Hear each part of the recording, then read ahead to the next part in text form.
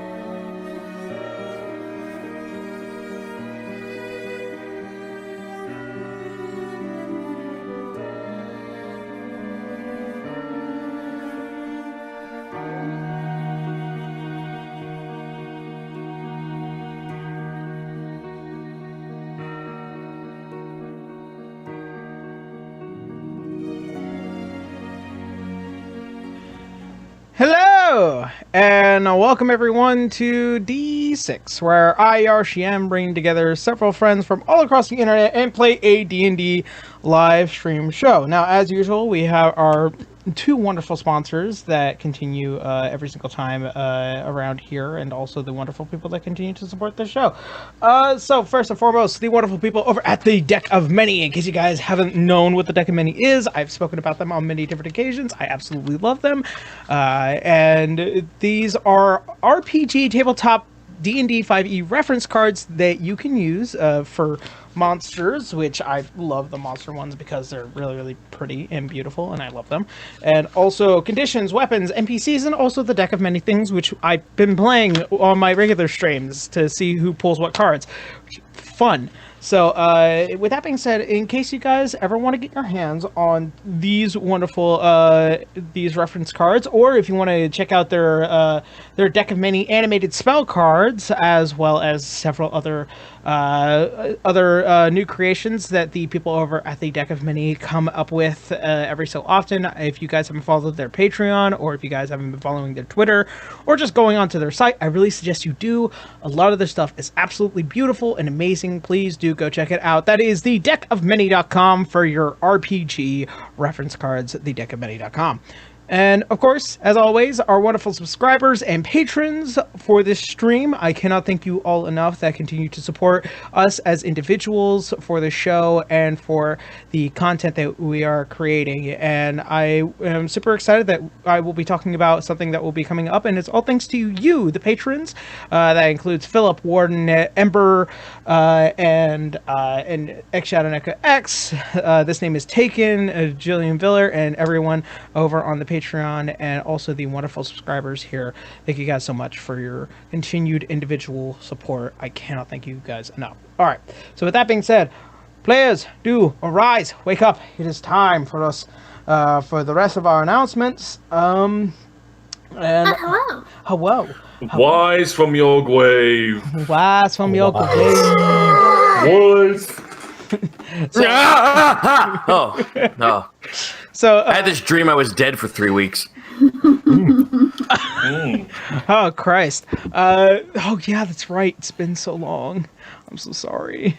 Too long. Yeah, so we're finally back from vacation, which I'm very happy. We'll be here for at least another 5 to 6 weeks, excluding Christmas, New Year's, and also Thanksgiving here in the U.S. If you guys if you guys want to keep up with schedules and stuff like that, don't forget that we all have our Twitter handles down below our names. They're perfectly readable, I would assume, thanks to the wonderful bit rate of 2,500 kilobits. I don't know why I'm saying this.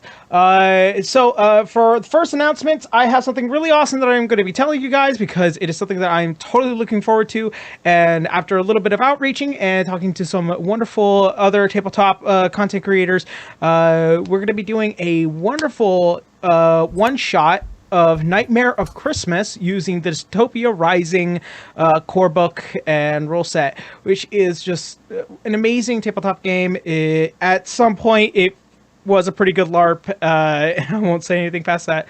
If you guys are really interested in that, or if you ever want to figure out more about Dystopia Rising, please do continue to follow me on social media. I'll be talking about Echelon Media as well, who are the creators, as well as Michael Pucci and all them.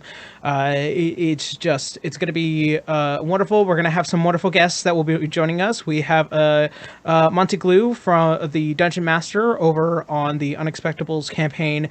Ben from Puffin Forest, who is an amazing Anti-tuber and tabletop RPG Anti-tuber, who will be joining us as well. And then also our old friend Joe Cat, who will be joining for the one-shot campaign as well. And also maybe hopefully another guest that will be coming by. I can't say just yet. Not a hard yes, so that's the reason why I'm kind of just waiting on it, but hopefully next week we'll have an answer for who will be our wonderful fourth player.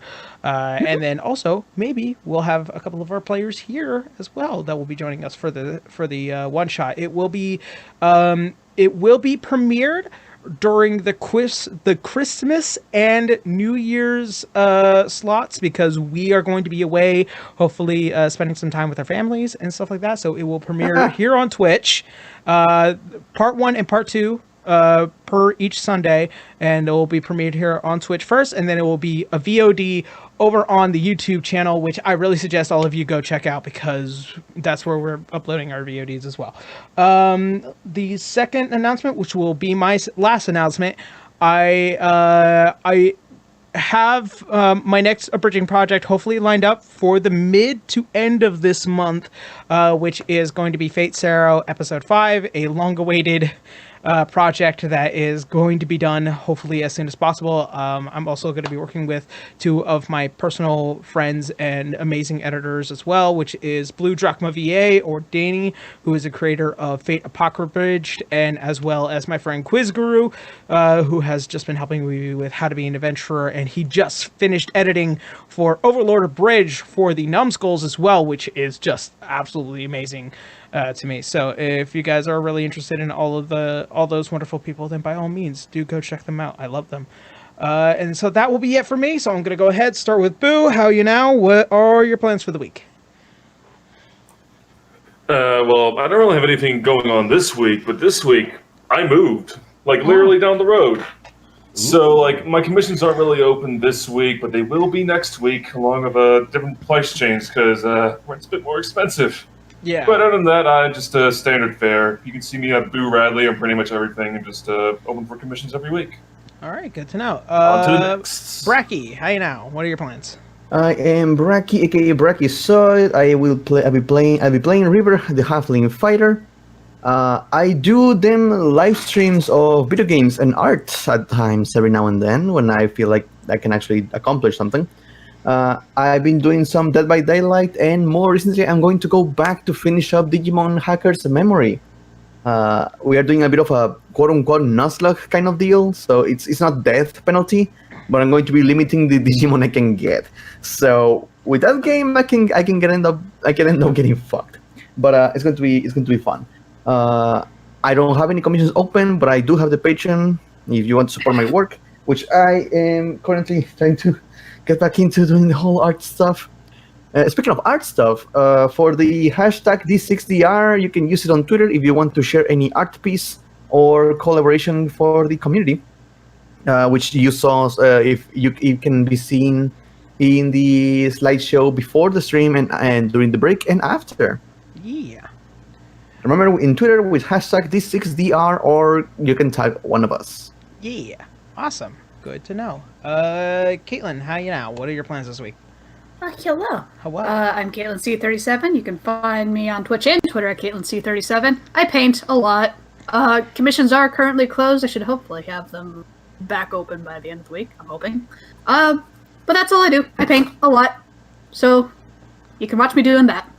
All right. That's about it. Good to know. Tristan, what are your plans this week? How you now? My plan. Sorry about that. You can find me at Sir Malervik on Twitter and Sir_Malervik on Twitch. I stream a variety of video games, although not recently, since OBS's last update decided to be screwy with me. Oh no. But after I get that on track, I'll probably start up Dead Space 2. Ooh. That one's actually really terrifying to me. I won't lie. Mm-hmm. All right. And Chris, what are your plans this week? How you now?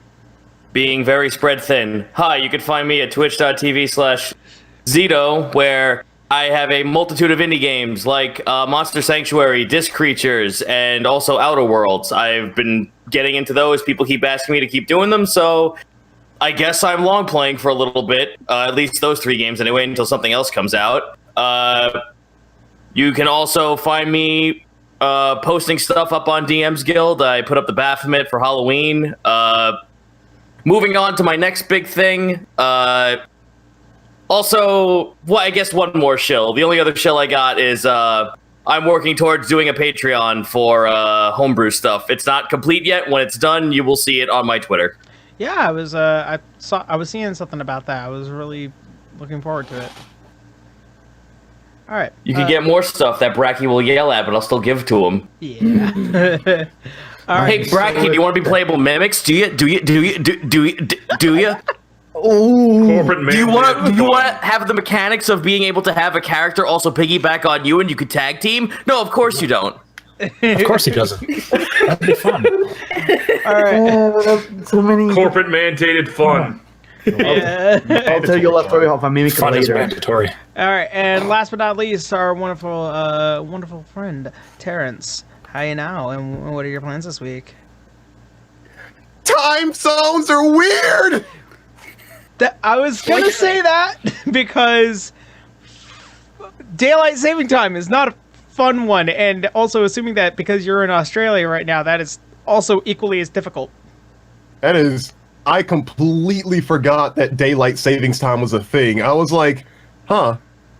I don't think anybody started yet. I was like, are we doing D&D today? And then I looked at the time and I was like, oh, wait, pause. Yep. That's fun.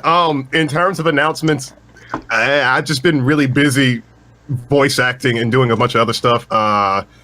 Nothing really noteworthy to really talk about yet. NDA. But if you want to keep up with my stuff, just follow me at Terrence Drive VA on Twitter. So that's it. That's all I got. All right. Well, that being said, glad we managed to get ahead. So, now coming down back into our wonderful space. So, let's go ahead and jump on into tonight's episode of D6. So, from where we last left off. After our players had gotten themselves into a bit of trouble within the dwarven city of Krog, they found themselves on the run away from a very powerful noble who has a very terrible track record and also just a very terrible ledger within their possession, and involves a lot of human trafficking, drugs, other various contraband and whatnot, and therefore, being on the run, tried to make their way back to Aurario in order to seek sanctuary, and thus also found themselves within Rite, meeting River's mother for the very first time, and also getting involved with a very, very particular set of circumstances with a Stone Guard Warden and a Naga. After staying the night, restocking and preparing for their trips, they all found themselves stopping River's mother from executing the last of the Stone Guard Wardens within the town, and then the next morning fled to Lightengord over the course of the next couple of weeks. After arriving, they found themselves once again within earshot of the heavy footfalls of none other than the Stone Guard Warden, who have now entered Lightengord in kind of surveillance and search of those who are passing by. And thus, all of you in the back of the carriage, you hear the hustle and bustle of the town, as well as some Stone Guard Wardens who seem to just be asking around. And you see as Vumbuk, as she sits and turns around, and now entering into the back of the carriage. Alright. We haven't gotten asked anything just yet, but any mild suggestions? Well, I'd like to ask around the town a little bit, but I don't know, how long should we stay, do you think? Well, No. this is actually where I'm going to have to leave all of you, because I can't take this thing up into the summit. Also, this is as far as I would say I'm willing to go, because I would end up having to go around the summit the long way. And even if I do try and make it down to Aurario, you'd probably beat me by at least a whole week. Yeah, that is understandable. We appreciate the help. Absolutely. We wish you safe travels.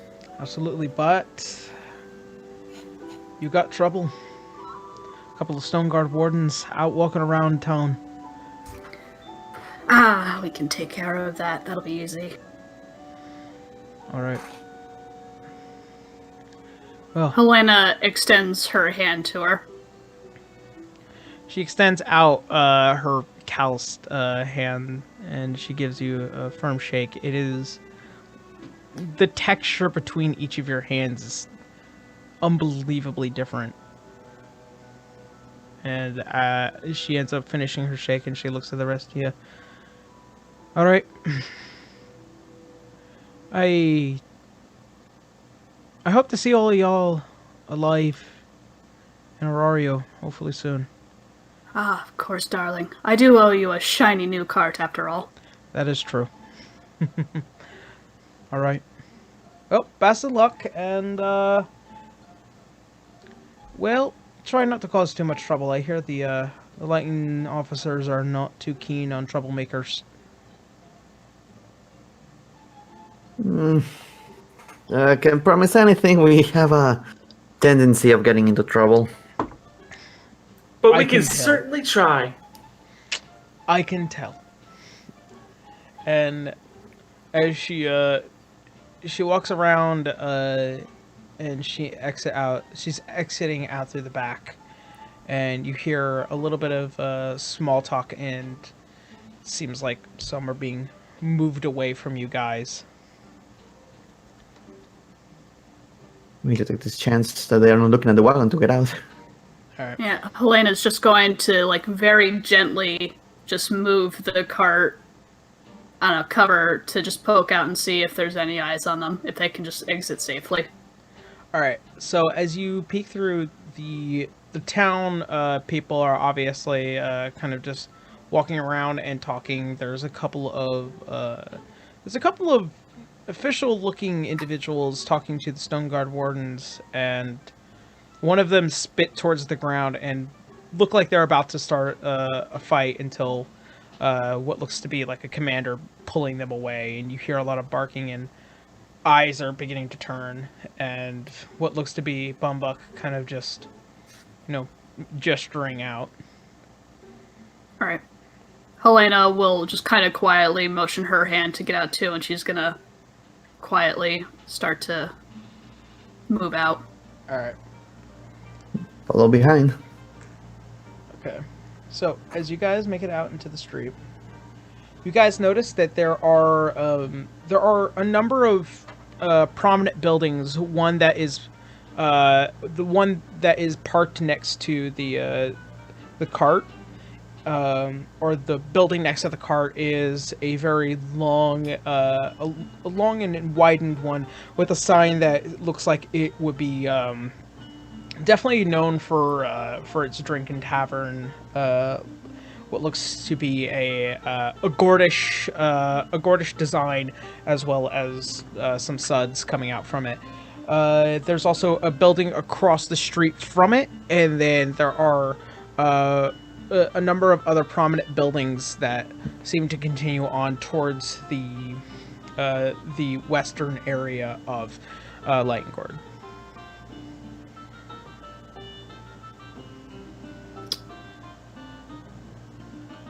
I got completely lost. Shall we go to the tavern first? What do you think? Probably the easiest place to blend in. Not to mention to get some information. I agree. Alright, let's go to the tavern then. And so, after what looks to like be some guards that are just moving out about, you guys find yourselves in the tavern. As you open the door, you guys notice that there are quite a number of people, mostly in what would be very interesting designed hats, as well as almost like uniforms, and it seems like it's very uniquely for this town, kind of like cowboy hats, as well as what looks to be very various sidearms here. There's one table with a whole group of these individuals, a couple of people over by the bar area towards the back of the tavern. There is several goers, seem like travelers as well, various groups, and also one Stone Guard Warden within the tavern that is currently talking to the bartender. Let's try to make contact with that one. I want to see. Helena's going to try to listen to the one that's talking to the bar man. All right, go ahead and make a perception check. Perception.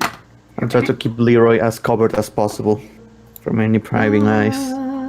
What the heck is my bonus to that again? 22. 22. So as you try and get as close as you can without being immediately seen, you hear the back and forth between the bartender and the Stone Guard Warden. It seems like they have come here for a completely different reason other than the immediate, the escaped prisoner from Krog. They're also here to reprimand one Tyler Jacobs here within the town for some very particular reasons. And then also as well as trying to procure some quartering here within the city. And it seems like the bartender is just trying to appease the dwarven man with various, we'll provide food and alcohol, but I'm not exactly sure if we can provide you free quartering, that kind of deal. You may be cops, but you ain't cops in this jurisdiction. You don't get free shit. Yeah. Helena's just going to quietly say to the group, we might be at least a little bit safer here. Doesn't seem like their main concern is us. That's a good Still thing. shouldn't do anything crazy, of course, but... When do we ever want to do something crazy? Don't answer that question. Look, I don't try to, at least. I feel... What's our plan right now? We are gonna go through the mountain, right? Yes, we need to go up to the summit. So I should are probably... there- We need to find a way up there, too, if there's any particular means of travel. Yeah, are there any transports? Don't know. I suppose we'll have to find out. That said, I think we'll just have to wait until these guards move out. Even if they're not particularly looking for us, I'm still not keen on making any risks. Hmm. Are we thinking of staying a night, or...? I don't know. Do we want to? Do we need to? I don't really think we need to. If you guys need sleep, I can protect us. As Leroy begins to kind of look at the rest of you. Don't whisper. Leroy, goddammit.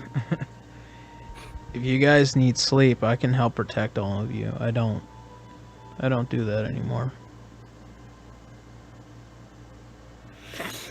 Thank you very much, David. You all seem to what time forget is something it? too, don't you?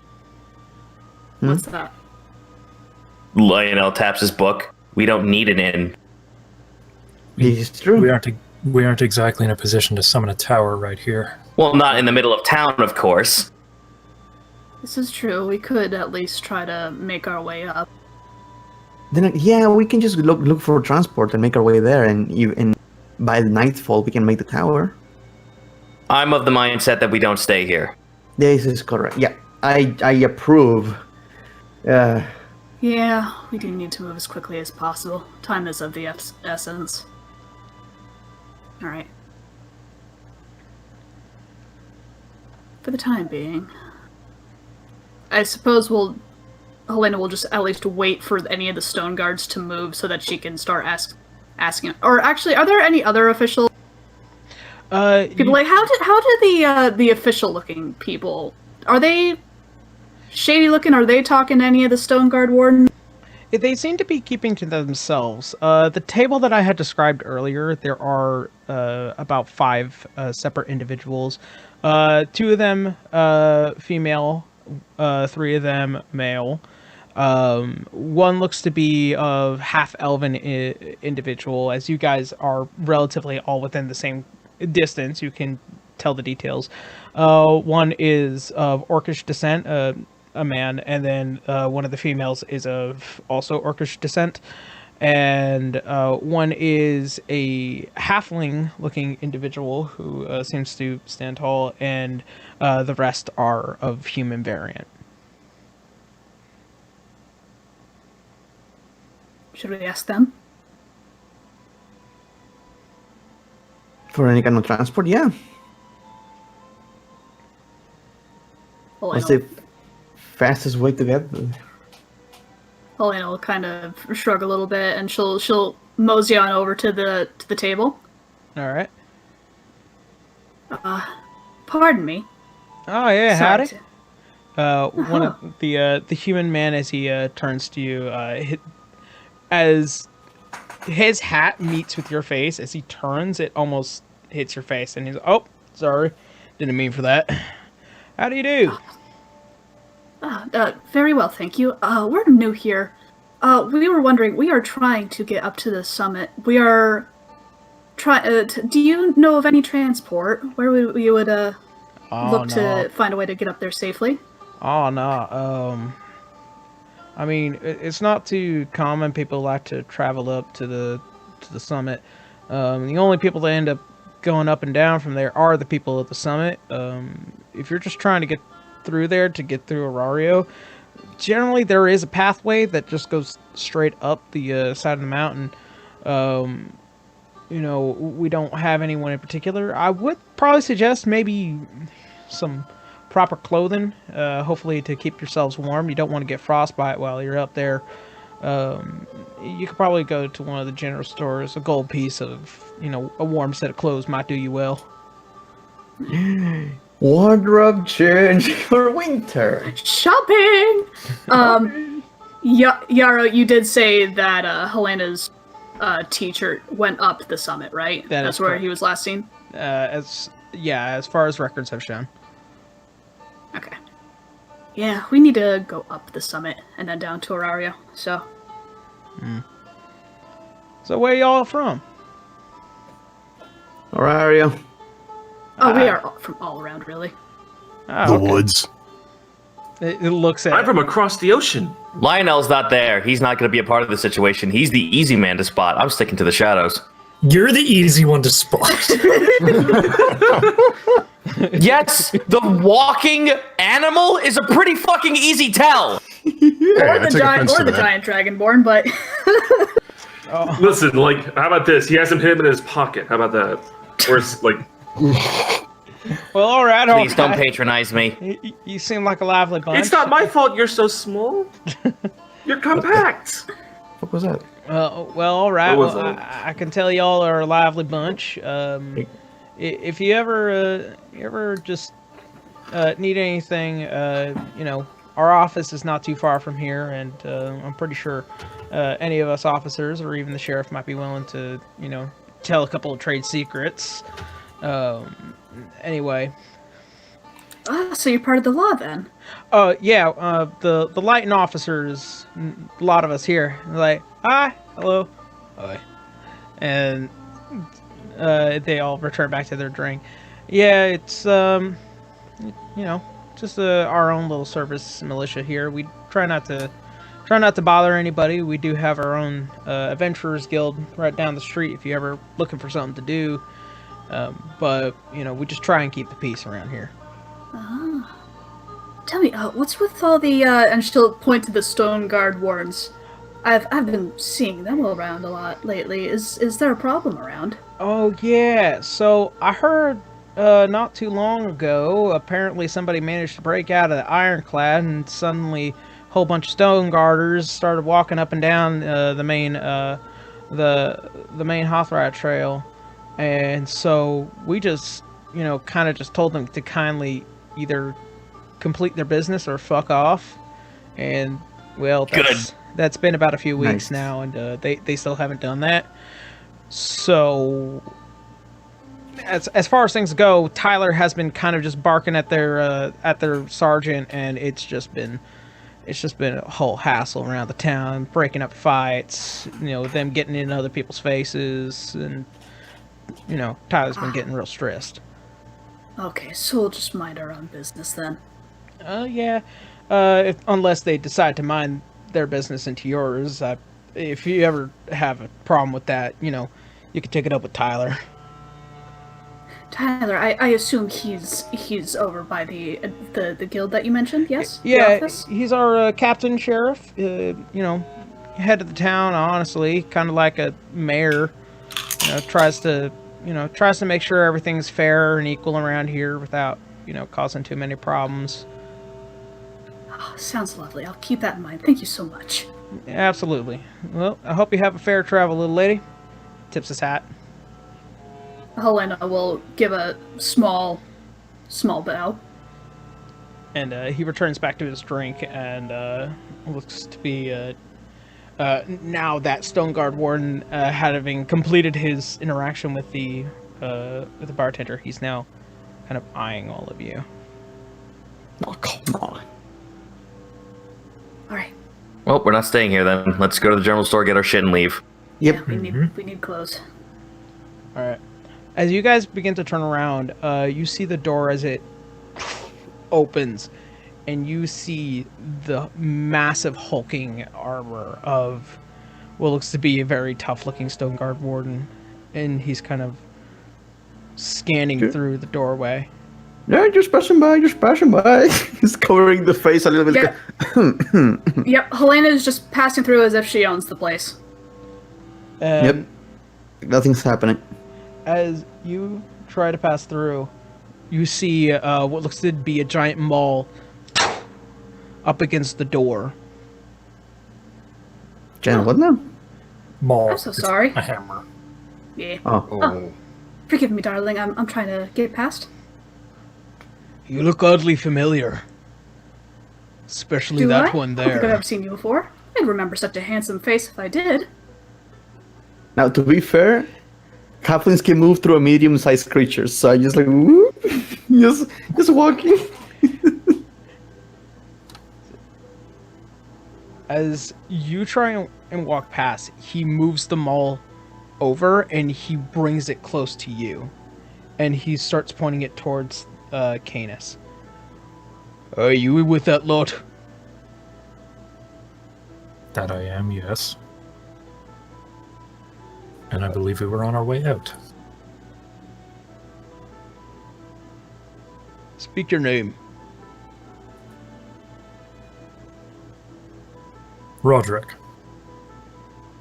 Make a deception check. Oh boy! Yeah, dude, let's go. 19! Yeah. Oh shit! Nice. Yeah, fuck you, dwarf. 22. Oh, no. Ooh. Wasted a 17 on the die. Hell yeah! Yeah. I call bullshit. By the way, it was just a natural 20. Oh, So, Dang it. as you say Roderick, he's like, I don't think you are. And he looks towards River. Surely be a waste of good friends here if you don't turn yourself over. Canis Metilius. Hold person. Oh! Wait, no. Wait, pause. Can Franz try to charm this person? I can't shoot this motherfucker. I mean, you got the whole. Did someone person say hold? so- Did someone say hold person? No, please, let's not draw attention. Now see, thanks to my domain, I can cast enchantment spells as a bonus action 3 times per day. So as a bonus action, hold person. 3 times per day. So Yeah. you go ahead Yeah! and cast Hold Person. Oh boy. What's the save on that? Wisdom of 14. Is Garo going to liquefy this guy again? Possibly. That is going to be a 15. Fuck. So Beans. Damn I've tried 2 things and both of them have failed. No. Hold person. Skedaddle, skedoodle. Fuck you. Get the fuck out of our way. what's your DC? I'm casting it at 4th level. Oh, Jesus Christ. Wait. No. Lionel just like fucking just like sighs, waves his hand. He's just like he doesn't like doesn't say like like oh no we gotta run. He's just like we asked you to move. I have a He question. says it out though. loud. Does Alright. 4-person make it more powerful, or just more people? Hold person just makes it so that you can affect more people. All right, then I guess I'm doing fucking whole person. But at first level, I'm gonna say this out loud so the guard, the people at the back we just talked to, like they're just like, let us know if you have any trouble. We asked you kindly to move. For the record, there was that other guard at the bar too. All right. So, what's the spell DC? Spell save DC is a 14. 14. Unfortunately, that is going to be an 18.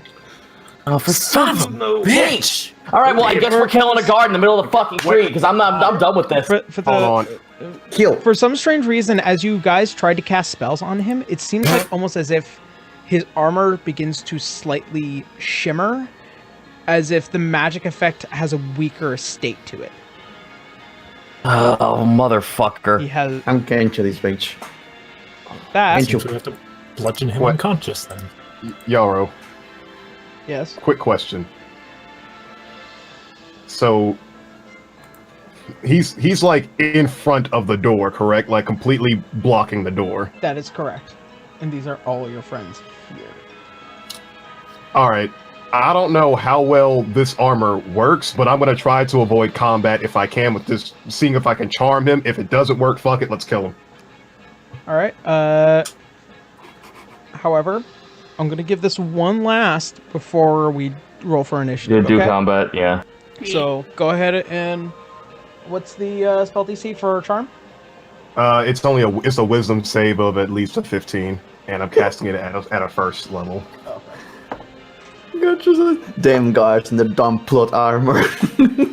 19, unfortunately. Son, Jesus oh, Christ. Beans! that armor is bullshit. Oh my god. I guess we need to bludgeon him unconscious. I want this plot armor. All right, here we so- go again. At that point, I'm gonna have you guys already roll initiative. Let's roll. 12. Time All right, to kill wait. a bitch. Right. That's an 18. Oh wait, sure. I gotta add initiative. That's How 20 many actually. times do we have to teach you this lesson, old man? You guys really Stop tried. passing your wisdom saves. It'll be easier for you. You guys did that on a mithril guard, which is not a good idea. Okay. So, as usual, from left to right. Left to right? Franz. Franz got a 19 overall. All right. Garu. He got a 20 overall. I'm assuming your dex is going to be higher than Franz. Oh yeah. Yeah, his dex is probably higher. Okay. River. 22. Me too. Okay. Lionel. Garbage, 12. Canis. 14. And Helena. Even more garbage. 8. Good to know. Are you rolling for Leroy or? I am. Don't worry, I have his sheet. 5. Damn it, Leroy. You ever get the feeling that something really bad is about to happen? Yes. All right. Quick as a whip, that Leroy. So, standing right before you, and as well as another one towards the back, as he sees what happened as you guys begin to kind of cast spells. This one, actually, I need that, not that one, because that one's different. All right. So, top of the round, River. What are you doing? You're right here. So this Charlie is Horsem. Yeah, this is just straight up aggressive right now. Like it's straight up combat. You see, like This time, it's for real. this time it's for real. Yeah. Okay. So, as I said before, I don't want to deal with this. I have a lot in my mind right now. I didn't listening to my friends, to my family correctly, and then my parents are probably divorcing. So you know what? I'm not dealing with this shit. I'm going to go through him to the other side. Okay. so I can flank him. Divorcing? How the heck did you get that one? My dad has not gone to home, and he's the one that works the farm. Ooh. Why is he working at the bar? All day and all night. Are we making stories up as we go along? Hot I damn. don't know. That's the conclusion I came to. All right. So I'm under a lot of stress. I'm going to stab this motherfucker in the back. All right. I stab people when I'm upset. All right. So a defensive mechanism. So go ahead and make your attack rolls. I'm not even going to risk it. I'm going to pull out the Behemoth Stalton. Oh, okay. That might not be enough. Wait, 17? Nope. As Okay. you pull out the sword and it almost glows with a heavenly shine to it, you strike the back of this mithril guard. It clangs, but he remains unmoved. Ooh, fucking plot armor. Oh, natural 20, bitch. 24. All right, that will hit. It's a crit. Oh, We all know what crits do. Oh boy. oh it's a double. Oh, how was it? It's been a while, sorry. It's all the damage collected together and then double that. House rolls. Okay. It's not much, but.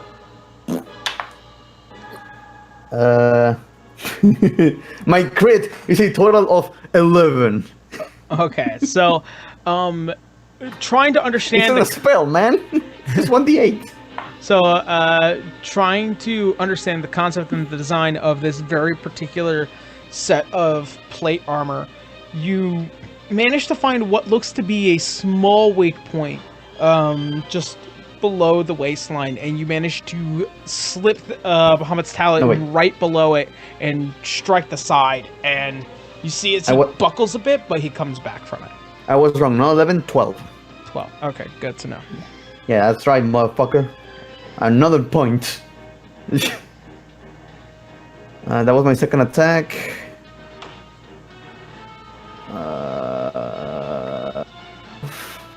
Fuck. Action search. Another round of attacks. Fuck it. Alright. That's going to be 22. 22. That will hit. Okay. That's 9 points of slashing damage. Alright, good to know. And sick. Oh, it's going to be 23. That will also hit. I'm finally hitting something. 4 points. 4 points? Okay. Yeah, that's right, bitch. How's that? Right in the Achilles tendon. And I'm going to use my bonus action to hit him with my shield to knock him down. So it's going to be a contest of athletics. Okay. So, as you strike somewhere in the connection between the pauldron and where the armor meets, you manage to just get under it, and it hits his arm just enough to where it actually does some damage, and then you strike him in the ankle, where halflings generally are. And ooh, that's not good. So it's athletic context, so knock him prone. That's going to be 13. All right. That is unfortunately going to be a 16, as you try and bash him with your shield to the side, and he remains indomitable, unmoved. Okay, I think that's all I can do. All right. That'll be the end of River. Garu, your turn. Gar's gonna slowly walk out to him, place a hand on his shoulder. Are you willing to listen to reason? As a free action. Also, I forgot he's prone. He's flanked, so there's +1 for everyone who is flanking. Okay, cool. I'll keep that in mind. All right. As you place your hand on his shoulder, he grabs and almost tries to tear it away from you, but you manage to just slip away just fast enough. Well, I take it that's a no. Well, sorry. And now he's gonna, hold on. Does activating his cloak of displacement take up an action? No, it's automatic, I think. No, Okay. It's already active. It It just is until it goes through, and then it deactivates, and then you have to wait for a rest to let it reactivate. All right, then. If that's the case, he's going to like straight up do an unarmed strike. All right. All right. Ooh, that is a 7. That's not going to hit. That's not gonna hit. All right, he's going to try again. Better. That's 22. 22. That will hit. All right, he's going to activate Flurry of Blows. Okay. And I'm just going to roll damage first. Fucking stun this. Like 1d6 plus a. It's been a while. Let me think. I look. Okay, 2d6 plus 3. It's been a while. Ooh, that's 11. Ooh, that's a 12. No wait. It's plus 3. Shit. Fuck. Sorry. Again, it's been a while. 5. It's plus 3 to both, so 6. That's 12. 6, about 20 damage, I think. You think? You can't Yeah, think together. You gotta be very rolled a clear about 5, this. then rolled a 5, then a 6, and apparently I had to add plus 3 because like plus 3 to each was my strength modifier. Okay, so 8 and Listen, it's tired. I like 17. spent the weekend moving. 17 Okay. points. That's the way I'm hearing it. Okay, then he's gonna spend another key action to like activate his open hand technique to push him 15 feet. Okay. All right. Shit, I gotta find it. I'm sorry. It's just been a while. This is a bonus Okay. action, Okay. correct? Yeah, he has to pass a DC at 13. Yes. Oh, this is really low, huh? Yeah, Our it is. DCs are really fucking low. And that's a strength check, right? Yeah, it has to be a strike check. 17 plus 5. That's 12. So No, it's a DC 13, so he Okay. fails. so Sweet. as He's gonna push him 15 feet out the window. as you batter him around with the after one punch, you finally you hear a ring, almost like the understanding of all your former combat. You hear a slight ring and all the weak points of the armor and where this man would possibly buckle. After the failed first hit, you straight up hit him a few more times, and then you basically open palm the head of the helmet and just push him through the door, up and over river, of course. Sorry, you left me no choice. And you just straight up knock him out through the door, and he lands on his back into the middle of the street. This, however, catches the attention of all those guards. Great. Well, that was inevitable. Like, at least I did cool. All right. So with that being said, it is now currently Franz's turn. Franz, what are you doing? So it catches the attention of all the guards. Yeah. What's the weather like outside? It's fairly normal. Slightly cloudy due to the nature of White Dragon Summit. What do you think you're doing? That armor's looking mighty conductive. Franz is going to step out the door just a little bit to where he's kind of out in the open. You might have to spend a little bit of movement getting through Garu and Helena. Okay, so how much movement would that be technically? 4, 5. Pretty much all your movement, just getting out of the door.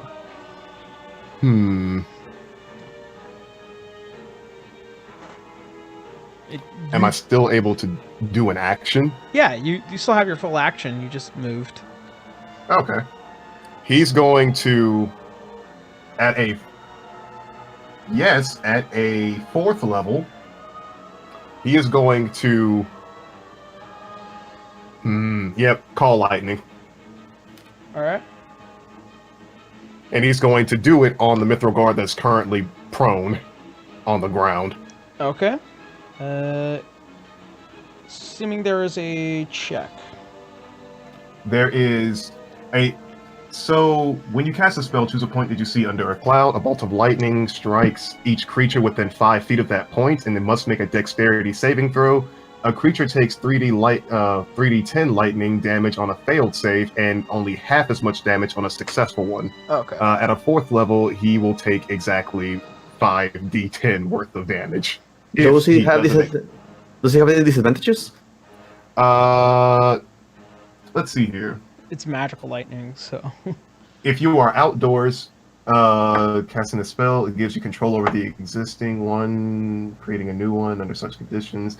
So basically, if it was like storming, it would just add more damage. No, but gotcha. it's currently just like at 5d10. I mean, overall. does he have disadvantage because he's prone, also wearing that armor? So, Oh! No, he's resisting the spell, the damage of the spell, not the fact that it's hurting him, because it's going to hurt him one way or another. So what is the spell DC again? The spell DC overall, he must make a dexterity roll of 15 or higher. Okay. That is going to be a 21. So Okay. as you step out and you crack your quarterstaff on the ground, and you see as lightning begins to spark from your eyes, and you look up to the sky, the clouds, as they are in a perpetual state of circling around the mountain, as you see one begins to form lightning above due to the nature and the effect of your spell, as it cracks down and barely hits the side of this mithril guard, as he just slightly rolls just right out of the way, but he does take half damage to what you do. Okay, so would he take? So since it's like 5d10 all around, would he take the 2d10 or 3d10? No, Because it's kind of in the middle. Roll 5d10 and then tell me what the damage is, and then we cut it in half. Oh. Okay, give me a second. Yep. That's 1. And the other one. Oh. So. And.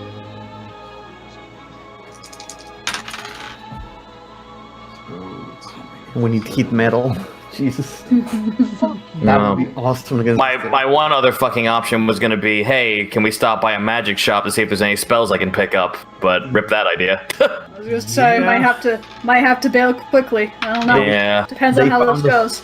They found us too 30 quick. If he would have taken full damage, it would have been 39, so half that. So that will be 19. 19. Yeah. No. Yes. 19. Half of 39. Okay. So It would technically. 19 points. 19.5 and you round down in this game. Yep. I don't think the general store is going to be keen on selling us anything after this. Probably not. It depends on if these guys hated these stone guards, and it sounds like they haven't been great. So What if they? Oh, they who knows, sent they might be here. thankful to us. We're leaving a good first impression. Don't worry about it. Yep. Beating up the cops they don't like. Hooray! Okay. So, is that going to be the end of your turn, Franz? Yep, because it's a concentration up to 10 minutes, so basically you're just gonna keep casting that fucker. Okay, good to know. Alright, so he is going to spend half his movement getting up. And very pissed that a lightning strike came down onto him. He's going to look towards you. He's going to look towards you, Franz. And as a free action, he's going to shout to the rest of the guards within the immediate plaza. You see people are beginning to run away, and you can immediately see who is left over. He's going to go up to you, Franz, and he is going Okay. to make. He's going to make 3 attacks onto you. Ooh, this is gonna be interesting. So the first one is going to be a 9. That does not hit. Natural 1. Whoops. Oh! And Oh! He stabs himself, losing his armor. and then his last attack is going to be a 13. That does not hit. All right. So, completely discombobulated, probably, from this amount of bullshit. I can't fucking believe. Bunch of good fucking rolls. I can't waste all my good rolls. As he gets up, How's that armor taste? as he gets up and probably like muscle locked, still trying to fight off the strike of the lightning. He tries to swing at you, and you've managed to just block it with your quarterstaff as fast as you can. He's still very beefy fucking dude, but he's coming at you really hard. All right, and that is going to end his turn. Take this guy. Where you aiming, pancakes? All right, so coming up from behind, River, you see a dwarven man as he is now beginning to rush up towards you, and he is going to make his attack onto you. That is going to be a 21 to hit. Well, that hits. Assuming it did. That is going to be that is going to deal about 7 points of slashing damage. So he comes up from behind and strikes you along your back.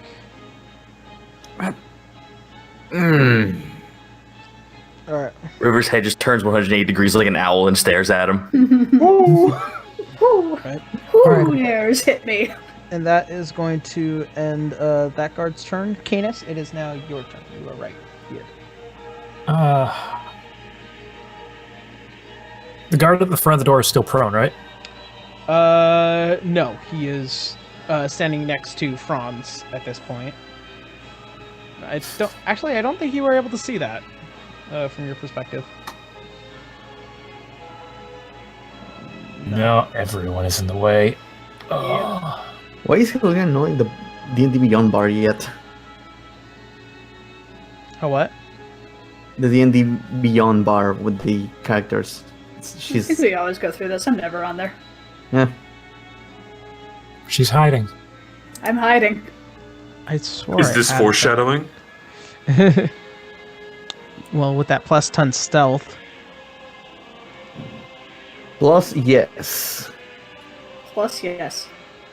My sleight of hand Yes. and my stealth 10. Okay. Plus, yes. Using a 4th level spell slot to bless everyone in the party. Okay. Support kindness. Support Canis. All right. What's Ring- plus 2 again? All right. Bless What? is you get an additional D4 to adjust it. Where'd it go? Isn't it like skill attacks and skill checks? Attack rolls and saving throws. You add an extra Nice. D4 to them. Nice. And I knew I had Sweet. something else here. Where'd it go? Time for aerial denial. Is that just once, or is that a concentration? It's a concentration, and after I cast a spell slot of 1st level or higher and target an ally with the spell, that ally can use a reaction immediately after the spell to make one weapon attack against a creature of your choice that you can see. So, River, make a free attack. Oh, yes. All right. Yeah.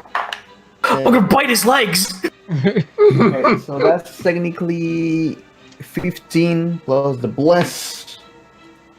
It's going to be 19 to hit. That will hit.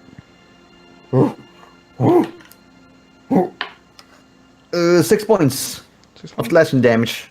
Good to know. So as you turn around as a backlash towards this guy, you just basically swing around Bahamut's talon, and it just cuts across through the leather armor, and this guy backs up a bit and catches his breath.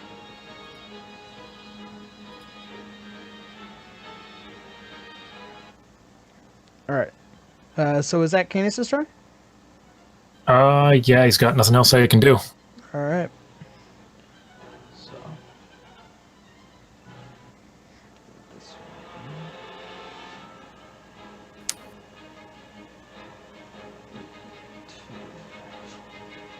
And Oh, God damn it. Fucking dwarves. all right. How dare the short stacks betray me? Canis, or no, Franz.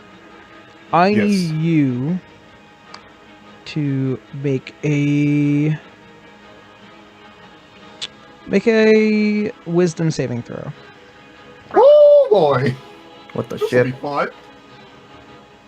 Alrighty, here we go. That is it's a 14 plus 7, 21. 21. All right.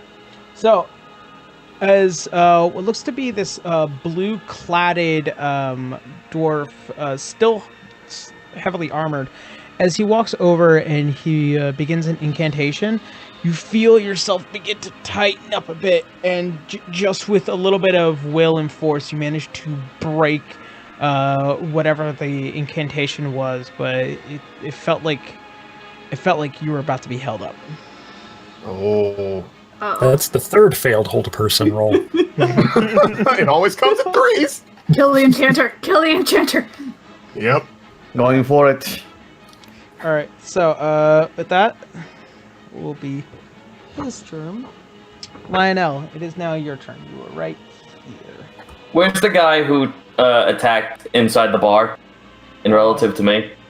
Inside the bar. Oh.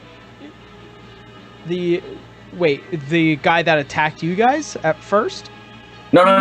There was a second stone guard inside the bar. Okay, he's right here. All the way. Okay, move me towards the table.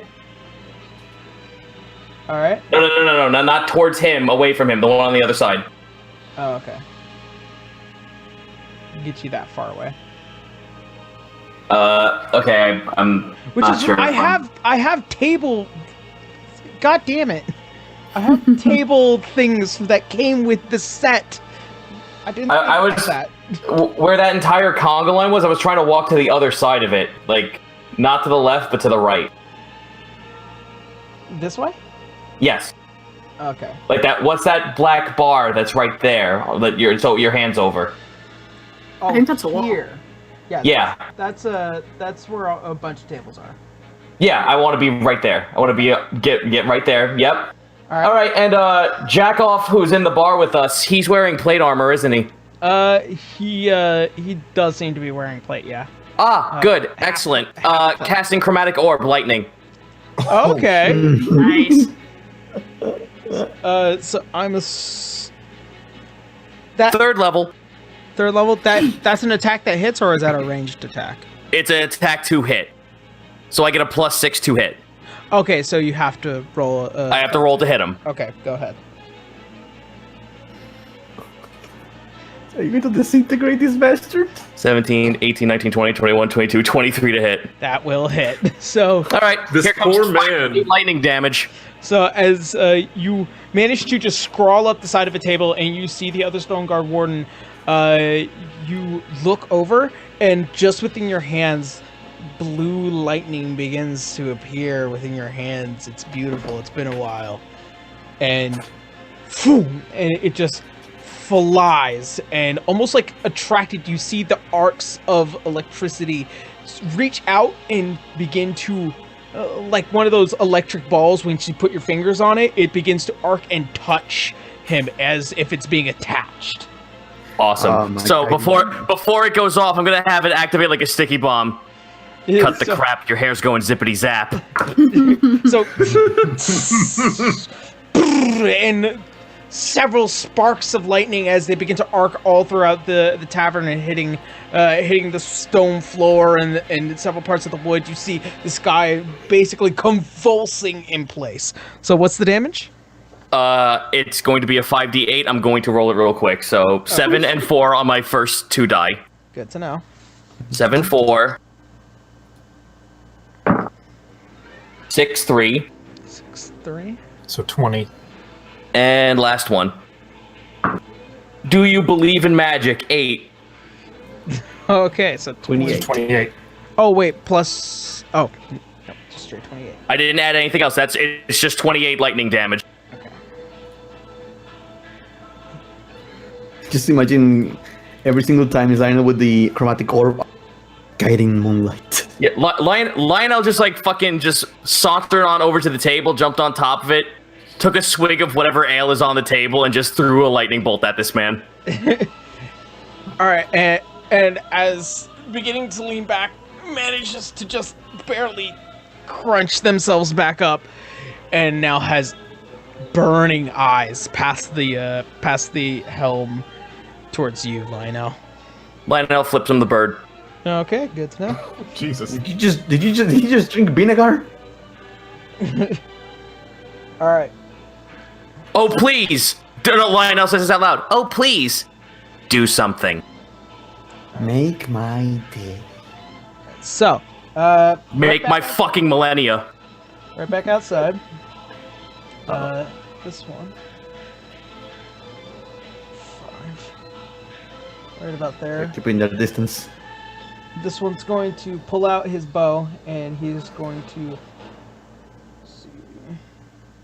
He's going to shoot 2 shots, one at Franz, and then one at River. Oh, you bitch. So the first one Oh, is boy. going to be a 16 to Franz. That will hit. That is going to be 8 points of piercing damage. Okay. And then the second attack is going to be a 14 towards River. That's going to miss.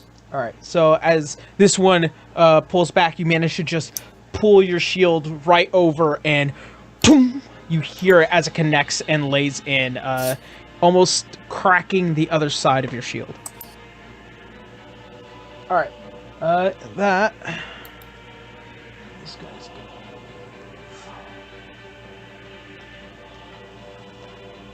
Oh god, there are so many. That will unfortunately be his turn. All right, Helena, it is now currently your turn.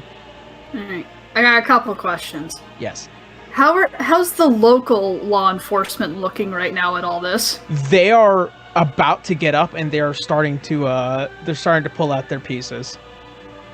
Who do they look aggressive towards? Two of them look aggressive towards the person at the bar, and the rest are kind of like looking at the door and a few of you. Yeah, assessing the situation, basically. Okay. Yeah, they're trying to figure out who the fuck is wrong. Alright. As a free action, Helena's What? just gonna be like, we just wanted to get up the mountain, we didn't do anything wrong. Oh, I'm gonna have fun. That's Lionel's doing the fucking old man McGucket every time the guard looks at him. I'm gonna say make a deception check. Okay. Yeah, just a straight deception check. No, I could use something more convincing. Oh no. A natural 20. Oh yeah. Yeah! So, yeah. so Oh, yeah. as the 5 guards that are sitting, they all begin to pull out their pistols, and a couple of them are cracking one back, and they're all starting to look at the Stone Guard Warden at the bar, and some of them now looking towards past the door. Alright. All Now, right. is that gonna be my roll, or do I... You still have your action and your movement. Okay. Now, to not completely screw this over after I just did that, I'm going to aim non-lethally at a non-lethal area of the guy at the bar Okay. with an attack with a bow. I would say make a dexterity check as you are trying not to kill this person. Okay, dexterity. 15. All right, that will definitely achieve. Okay, so do I roll an attack now or Yeah. use that? Okay. You're basically trying to shoot him through the kneecap. Okay. Arrow to the place. That was an 11. Unfortunately, unfortunately, you were trying so hard not to kill this man. As you fire off the arrow, it just glances off some of the plate. Oh wait! Bless. I have my bless. Oh, Bless. Bless. Hashtag 13. blessed. 13? Still. Beans. Damn it. Damn it. Everything I've done has failed. Dang it. Time for Spirit Guardians, dude. Those cannot fail. All right, so that's going to be your turn, Helena.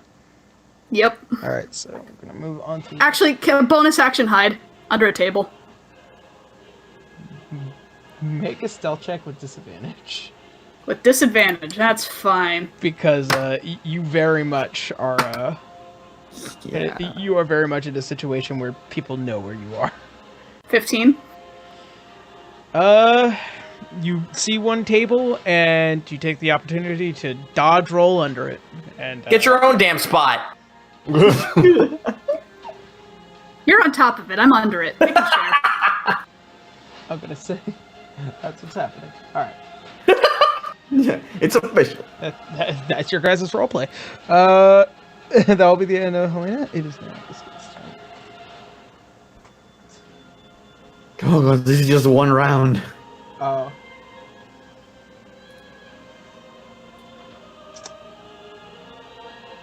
Leroy in the way, unfortunately. Make a perception check.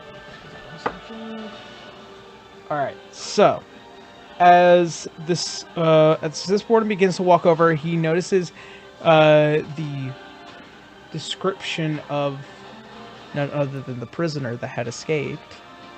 Found you. And he's going to make his 2 attacks with his... Oh, come on, I wash him. He has new clothes and all. He's got red hair. Bright red. How many people have bright red hair? All halflings have red hair. He's an undead ginger, Bracky. He stands out like a sore thumb. Wait, every halfling's a ginger? A lot of halflings are gingers. That's the first thing Rupert said. Like, you confused me with something. Yeah, all halflings look really similar. Alright, so... Fucking racist. But he does look like the most suspicious person here, so... what do you expect? The guy sulking in the corner. So, unfortunately, both attacks do hit. Uh-oh. And that's going to do about 20 points worth of slashing damage. Oh, I'm going back into the fucking tavern. As just crack, and you see as Leroy takes a knee, barely standing the rest, as he is now only at 3 hit points. What the fuck? He has 23 hit points. Oh, 23. I thought you just said 3. He's a warlock. He's frail. He's full, he's 23. He's a 3. Oh, he has 3. He's a low-level warlock, you guys. You Ruh-roh. piece of shit, you did this. I did do this. Alright, so... that... And then...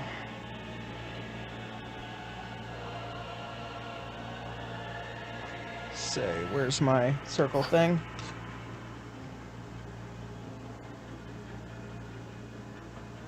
Uh-oh.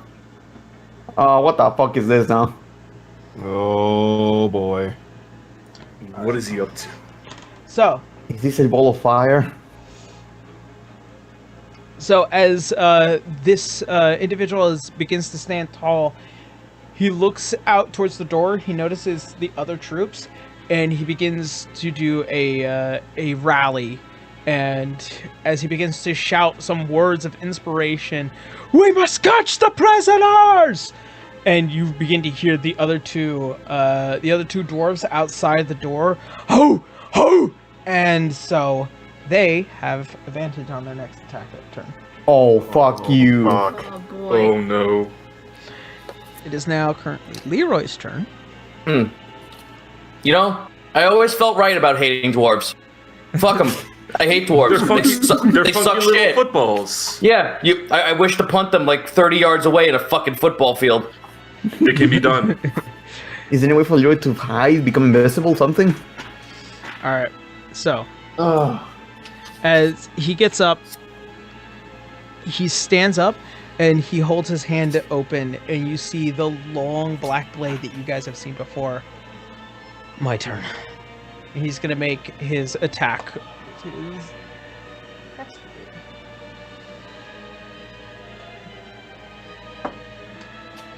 Natural 20. Yeah. Yo! So, as he begins to kind of inspect and look, the one eye kind of just staring up and down this Stone Guard Warden, he takes the blade and almost like as if it went through butter, not even blood comes across it. He slashes and it goes through. And you begin to see man begin to slightly twitch. First, that does 11 points of damage. Hey, just like me. Wait, no, my stuff.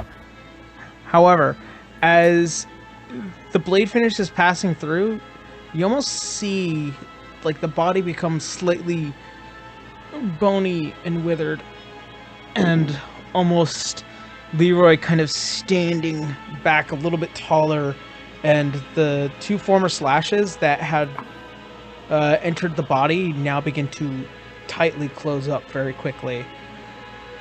So he gains back. Oh man, can I trade you the Bahamut's fork for that? It's fucking better. Oh, dude, does he have vamp touch? The Sounds blood. like it. The blade itself is a gift of the Raven Queen. Oh, Man, fuck yeah, that's awesome. That's way better than Bahamut's butter knife. Dude, I always love lifesteal gear. It's fucking great. It's Yeah. a rapier of life stealing. Awesome. So as it kind of draws away, the guard's looking real fucking rough. Like probably not a lot of hit points rough.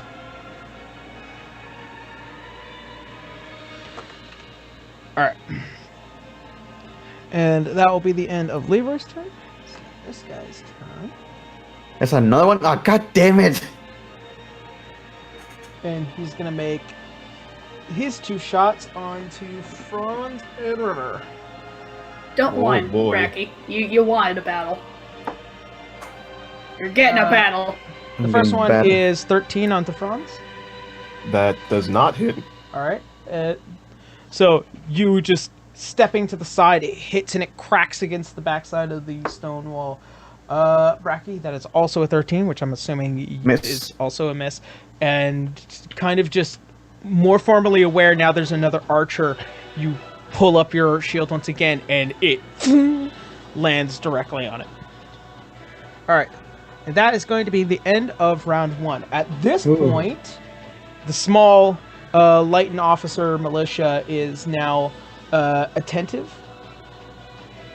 I am just going to roll for a collective of the officers at an 8.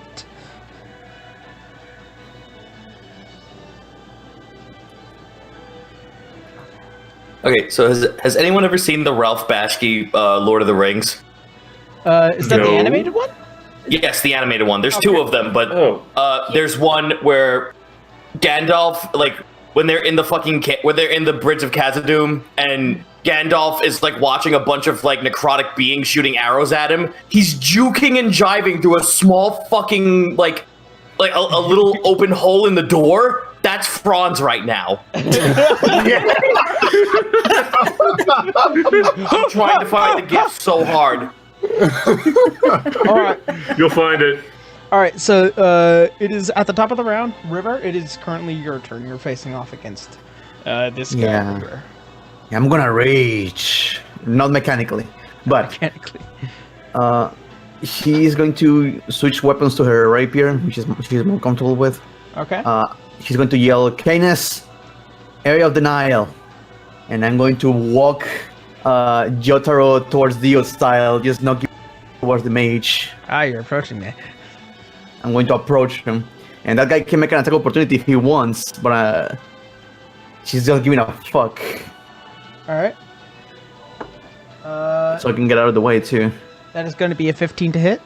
No, she just blocks the axes with her shield, not even looking at him, just ching. As the maul comes overhead and hits the horn of your shield. And you walk over I keep to walking. what looks to be the mage. And stabby stab. All right, go ahead and give it a go. Bless still works, right? Yep. Yep. It's going to be 22. 22. That will certainly hit. Okay. It's going to be 9, 10, 11 points of piercing damage. Points. All right. Second attack. It's going to be 19. 19. That will also hit. Yeah. This is why I love my fucking rapier. Ooh, so you hit the 9 points of piercing damage. 9 points. Okay. Good to know. And I think I can do. Can I do this as a bonus action? I think I can.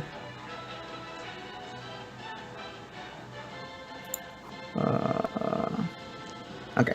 Second wind, you can instantly realize. Okay. I'm going to use my bonus action second wind All right. and heal myself with for 1d10 plus 7. That's going to be 15 points for myself. All right. I think that's a little bit of an overkill. I didn't realize. And I'm going to point at France. Are you hurt? He did take 8 points of damage, so yes. Yeah, okay. From So I one see- arrow. I see France and Helena and Leroy. They all healed 7 points of hit points. Cool. I didn't need to heal at all. You're not hurt? Nope, I'm not hurt. Oh, then this fucking thing is wrong then. I see you at 41 of 52. It is wrong. I think that was from last week. Yeah. Gotcha. So, wait, how much am I getting healed for again? 7 points. Oh, yay! I'm almost back at full health. It's something. Thank you. And that's going to be my turn. All right. Good to know. Next up is Garu. What are you doing? All right, can you switch to the overhead again? Yes, I can. All right, cool. So hearing the commotions that's outside, Gara's gonna like run out, using this cloak of displacement, leave an after image where River used to be, and run over to the guard that Franz is fighting. Okay. All right. And This is your last chance. Please refrain. make a persuasion check with disadvantage. Oh, fuck. Okay. Okay, that's fair. That's a fucking natural one. Oh! Oh. In fact, it probably pissed him off more that you keep trying. You pacifist piece of shit. I'm taking you in. Don't say I didn't warn you. And he's gonna go in for another unarmed strike. All right. Snaps his neck. All right. Every Just time. start strangling him. That is a 17. 17. That does not hit. No. Fuck. Do you have less though? All right. Wait, do you have less? Probably has Oh, yeah, that's right. Bless. Blessed everyone. All right, that's plus 4, right? A Yeah, D4. plus D4. Roll a 1d4. D4. Got it. Ooh, that's a 4. So 21. Yep. All right, that will hit. All right. Hot diggity. Fucking bless, man. All right. Just to avoid confusion, I'm gonna roll for the damage first. That is a 4 plus 3, so that's 7. He's gonna activate Flurry of Blows. All right. Wait, should I roll for that too? Or... Yeah, you have to roll for each hit with Flurry of Blows. Okay, 17. But do I add Bless to that too? Yes, every attack roll.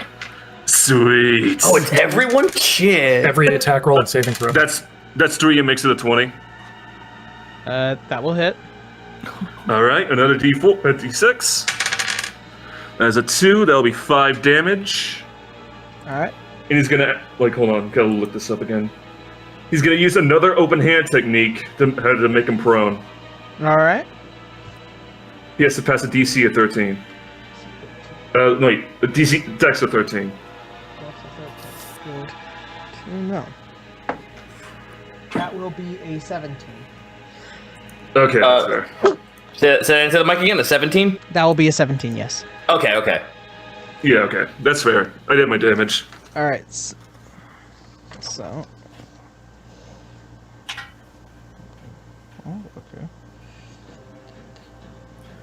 And the way he does, he's just gonna bonk him on the head, just one hit. Bonk on the head. Bonk on the head. Bonk. As you bonk on the head, and then you try to grab the helmet and try and force him down. Once again, he is almost indomitable, and he just will not simply just plop on the ground so easily. And that will be your turn. It is now Franz's turn. Well, your bones are more tougher, at least. Ooh. All right, so Oh, Franz, I forgot to ask you Yes. to make a Constitution check because you were hit and you are trying to continue your concentration. okay. save. That is a 19. All right. That, All right, that passes. okay. Yeah. So, generally speaking, when you take damage, the general rule is that you have to make a concentration check that beats the damage. Ah, okay. Yeah. So you took All right. you took 8 damage, which is why it reminded me. Ah, makes sense. Yeah. All right. So, you may continue. So, this guy, he's very much within 5 feet of me, correct? Oh yeah, And if I call a lightning strike down on him, it's gonna hit me, correct? it's gonna hit you and Garu. Garu, I need to. Ooh, Could you? Garu, I need to know if I can do this, because there's a reason I want to do. This is Do what? This is very boy-like. Franz just looks over at Garu like, I am so sorry. What? What happened? What are you doing? What the hell are you doing? There's a bunch of other dwarves over there. It's okay. I can't see the crime. I'm not a witness. I can't see the lightning coming. It's fine. Garu, I really, Jesus. What are you gonna do? I really hope your dexterity is high. It is. Oh, sweet. I call lightning. I call lightning down on the card again. All right. Yeah. Dexterity check. Also, remember, you guys have bless. Yeah. Saving throw. Saving throws. Excellent. All right. So the guard's check was a 19 plus 2. Okay. So that's All right. I'm 21. gonna So roll mine. Very dexterous dwarf A here. dwarf with That is dexterity. a- What is this? That's a 12, but I'm gonna add the bless. Ooh, that makes it a 16. 16? You actually stayed. You're good. You make Yeah. Bless. Hey. Yeah. So- Bless. So you will only be Hashtag taking- blessed. So You'll only be taking half the damage. Okay, that's fair. So as you hold your staff overhead, and once again the lightning in your eyes as they begin to call towards it, you see another bolt begin to shine down. Garu, the cracking of the airwaves seems to be coming towards your direction very fucking fast, and so you just barely duck out of the way. The guard, noticing your movement, he also tries to step back as much as he can. You both take half damage for this lightning bolt. Wait, do you have evasion, Garu? No, wait, I think that's a Monk? bonus action I had to do like last. No, wait. Let me look at this Do up. monks get it? I know it's a rogue thing. No, I Yeah, know. I think that's a know rogue it's a thing. monk Let me thing look that this up. if you succeed your dexterity check, you Yeah, don't because take they're damage. monsters. I knew they used to Yeah, get hold it. on, I gotta look. Dex are anime bullshit. I think it's. There's, if I'm not mistaken. there's such a big list. Oh yeah, I do. Evasion. When you're subjected to an effect that allows you to make a dex saving throw, you take only half the damage, and instead you take no damage. I'm If you fine. succeed. I will succeed. So Yes. Hashtag blessed. Bless. so with the speed of lightning, you barely just jump out of the way as it crashes against the ground and shocking the hell out of this guard and Franz looking like Storm from the X-Men. I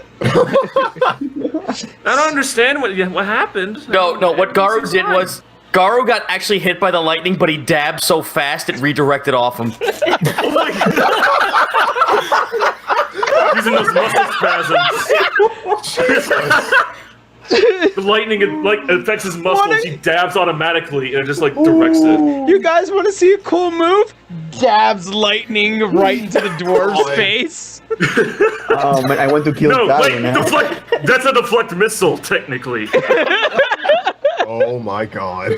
Oh fuck! I hate this. We need art of this I now. love it. And you know it. Fan art displays. All right, so that's what's great. the damage? All right, so let me roll the damage real quick.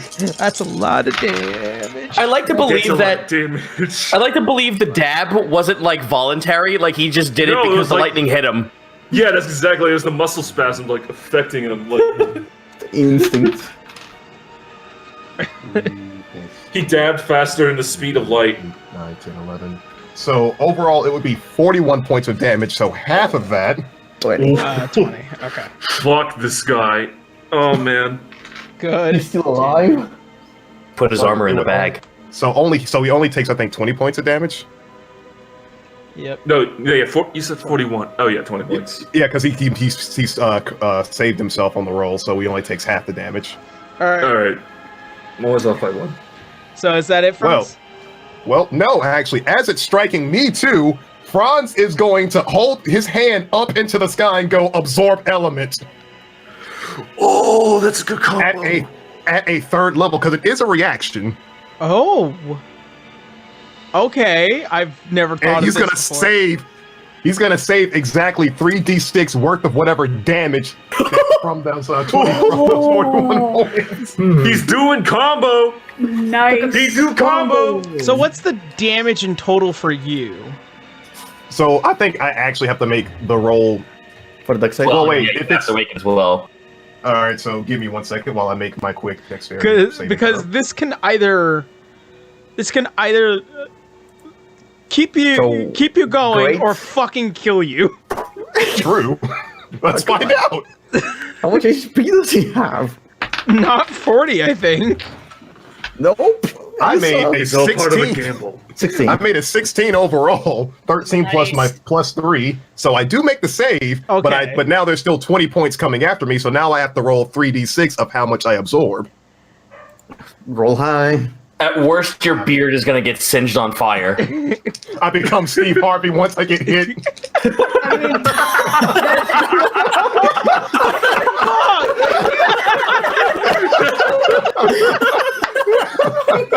He just singes off and he gives the smile. Oh god. Welcome to Family Feud D&D edition. Honestly, that looked really sick though if his beard were on fire. All right, You can use that for an intimidation advantage. Okay, so 6 plus a 4, that's 10, plus one more roll. That's also a 4. So I absorb 14 damage and I take 6. Okay. Not bad. Not too bad. 2 combo. Video of Steve Harvey, friends. All right. I need art of Steve Harvey Franz. Get on it. Hashtag D6DR. You know what to do. All right. Fine, don't get to it So- first. So now with that being said, when he absorbs an element, whatever damage he has absorbed is going to be used on his next melee attack roll if he uses it, and it's going to be that kind of damage. Okay. Good to know. Yep. All right. So we're gonna go ahead. It's gonna be the end of your turn. It is now the Mithril Guard's turn, and he's gonna make his 3 attacks. He's gonna make his 2 major attacks to Franz, and then his sweeping attack to Franz. Oh no! Oh no! So the first one is going to be a 21, Franz. That's gonna hit like hell. The second one is a natural 20. And then his sweeping attack, which is going to hit both Franz and Garu, and that one's going to be a 17. That will also hit. And Garu? That matches. Okay, meets it beats. Meets and beats. Yep. Alright, got it. So I'm fine. I don't know about you, friends. I'm so sorry. It's okay. I called lightning on myself. I'm not the brightest tomato in the carrot field. What? Well, you are now, so. So, Oh. So the first hit is going to do 7 slashing damage. Oof. All right. Oof. The second hit is going to do 14 slashing damage. Oh. Oh boy. And then Ah. last hit towards both of you is going to do 13 points of slashing damage. Oh my Suck me, god. because I'm fine. Ayo. If it equals Well- your AC, that means you're hit. No, it said it meets and beats, right? Yes, Yeah. that's why. Oh, It's beats. oh, Yeah. I thought you meant to. Oh, okay, gotcha. So you take I the am. 13. I have to make a death save on this one. Oh, for that last one? Ouch. So Oh, the you're Call happy Lightning's also. gone. Yep. So Call Lightning is out. So go ahead It's and now roll. gone. Wait, can't it just like explode out of his body? Oh, Franz, how it works is that if you are hit, you automatically take your first death save. So you fail your Okay. first death save because it hits you, and then it also hits Garu. Oh shit. All right. Also, I want to say this is the first time I actually see Absorb play. Huh? I haven't been playing D&D for long, but still, this is the first time I see Absorb elements in play. Ah, okay. It's amazing. Well, now you have. It Oh. was the only thing I could think of when he was like right there next to me. I was like, if I strike Garu? him, I'm gonna have more damage. Brack's new Yes. character, a druid. Garu, I need you, since Franz is already down, Garu, I need you to make a dexterity saving throw. Okie dokie. That is a 17. All right. As that sweeping attack comes, as it obviously hits Franz on his way down, and then as it comes towards your leg, it cuts into your leg, but you remain standing as it doesn't just trip you up, but you remain standing. All right. So. So it's just lodged in there? No, he pulls it out, and it's pretty painful. Okay. Okay. So it is now this guard's turn. He's going to. And they're fast. He is going to make a normal attack onto you, Garu. Me again? Oh no! Wait, no, wait a second. What about my after image? Wouldn't that distract him? But the close good to placement. That remember? is true. Oh, actually, no. That wouldn't work on a Mythal Guard. However, it will work on this guard. Oh yeah, that guard. Not the guy I'm fighting right now. Like the guy who's like coming towards me. So wouldn't he be distracted by the fake one? It just no, means that you he have a gets disadvantage on second. his attack. You have a Oh, okay, second gotcha. image that kind of like extends past you. That kind of really messes with people's vision. So this one is going to be a. Where's my?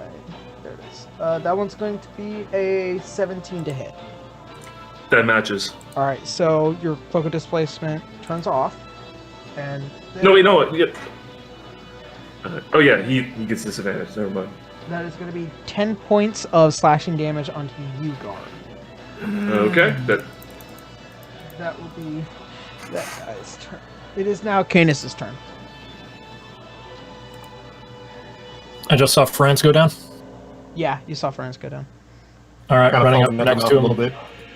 Running up next to him and casting Cure Wounds at 3rd level on him. Okay. All right. And as you come over and you get down, No, wait, hold on. Wait a second. Does Bless affect to AC rolls too? No. No. Just Okay, gotcha. your attack rolls and your saving throws. Okay, gotcha. All right. So as you get down and you grab hold of Franz, and you cast Cure Wounds.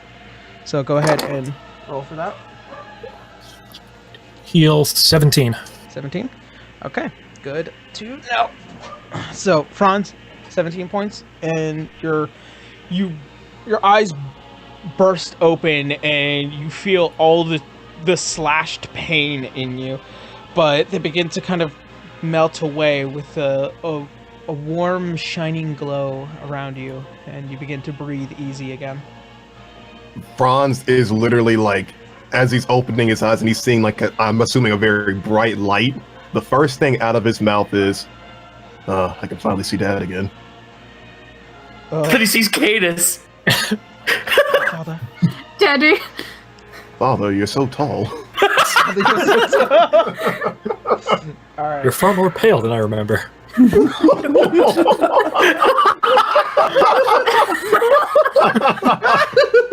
mean, he has been dead for a while. What lovely eyes do you have, Father? They're different from before. Fucking hell. I love you guys. All right, is that going to be the end of your turn, Canis? Oh wait, Canis, is Bless a concentration spell? Yes. I haven't cast another concentration effect, so Yeah, and I haven't been hit by anything. Yeah, that's true. I just wanted to remember that be my B. All right, good to know. All right, so that's the end of your turn. Yep. All right, let's see. Let's see. In front of him.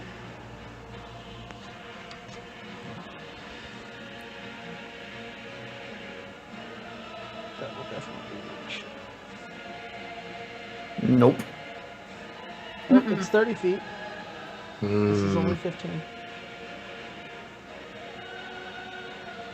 Oh, no, wait, no. 20 feet. Okay. Yeah, no, that's 15. Fucking wizard. I love it when the DM has to measure a 20-foot radius. Mm-hmm. Yep. You're all just within that radius, too. Alright. So, as he begins to back up away from River just a bit, you see as what looks to be frost energy beginning to build up in his hands, and he just bursts out with a cone of cold. So I need everyone to make a Constitution saving throw, including the 2 guards as well. So River, Canis, Franz, and Garu. No contest? Okay. Wait, what kind of attack is this again? It's cold. I want to absorb that element as a reaction. You already expended your reaction this turn, so you can't use it. Okay, that's fair. Yep. So that would be it's Constitution? You sure it's not dexterity? Is Just it has- dexterity or is It says Constitution. It's fine. Constitution it is. It's going to be Okay, 13. 23 for me. 16 plus 1, so that's 17 for me. All right. You still have Bless too, since it's the I got same. an 18. Oh yeah, sorry. Yeah. Oh yeah, that's right, Bless. So that's But 27 that makes it a for me. 19. 19 for me. Okay, Garu 19. 19 overall for me, plus 1. 19 plus 5. 27. Oh, honey. I'm not allowed to dodge no. things. It's a constitution, buddy. I rolled a 1.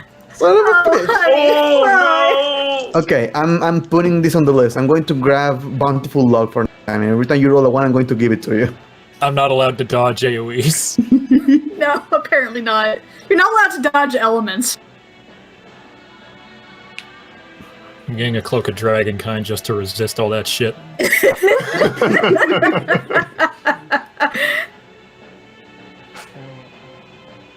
So that's gonna be 28 points of cold damage to anyone that resisted. Take half. So Garu. What was yours again, Bracky? 27. 27. Garu, you succeeded, and then Canis. Fortunately, you take all the damage. Yeah, I'm looking up how... Okay, the concentration DC is either 10 or half the damage you take, whichever is higher, so it's a So 14. 14. Yep. But I have the Warcaster feat, so I have advantage on the roll. Hooray! Yep. Oh, come on, please. 14! Thank God, Bless is still up. Okay, Nice. so meets and beats as usual, and also my other 2 guards already succeeded, so good to know. Everyone succeeded but me. Yep. So Great. I'm getting you new dice. everyone take 14 points of damage. And I did. Yeah, Okay. Garu Good. takes nothing. Good. Oh, I do. That's right. You have Yay! evasion. Yay! Isn't that a reaction thing? No, No, I didn't evasion use No, my- is it's just a free. feat. Yeah. It just fucking happens. He was No, wait a standing behind minute. Canis. No, wait a minute. Somehow. I know this because I have bothered gauging with this. It's only on dexterity based ones. It is dexterity, though, yeah. Yeah. Please, just let it be cool. Sorry. Please. Okay, so that will be the end of his turn. Lionel. It's fine. He didn't pay attention. Is this guy in the fucking bar still up? Oh yeah, he's barely up. All right. Well, Lionel just sits down, folds his legs, just like stares at him, takes a sip of the drink he was drinking.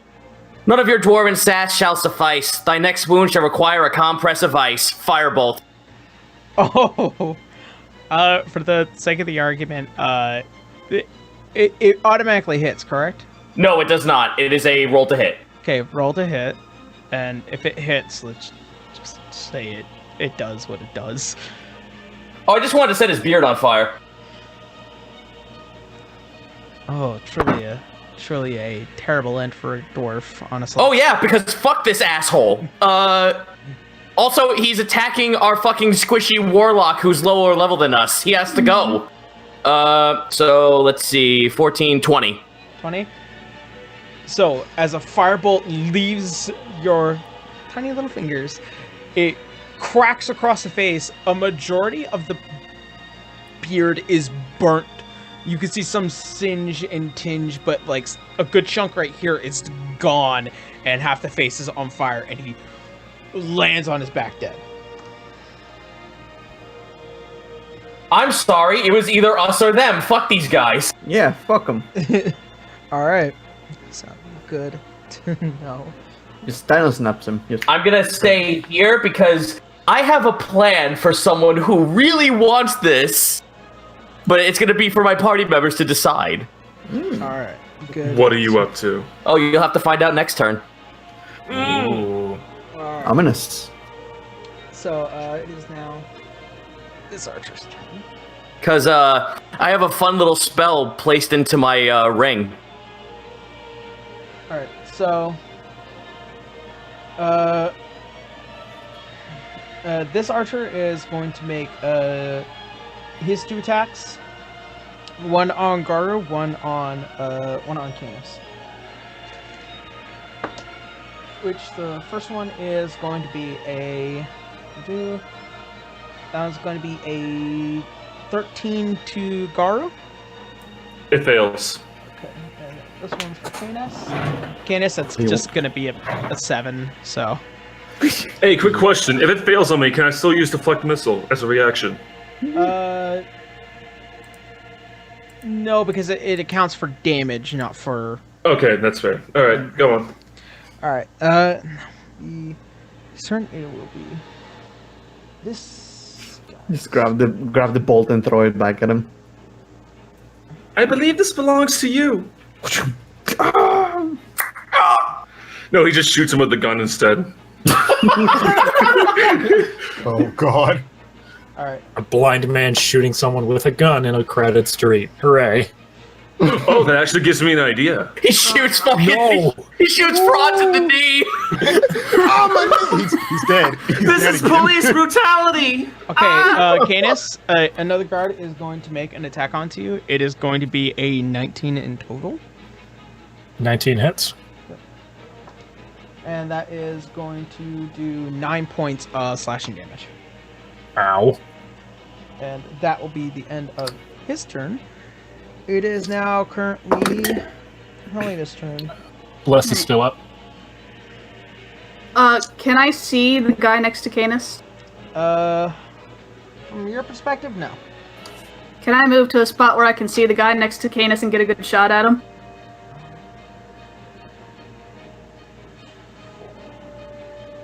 You can get out the door. Still hidden? Or would I have to make a hide?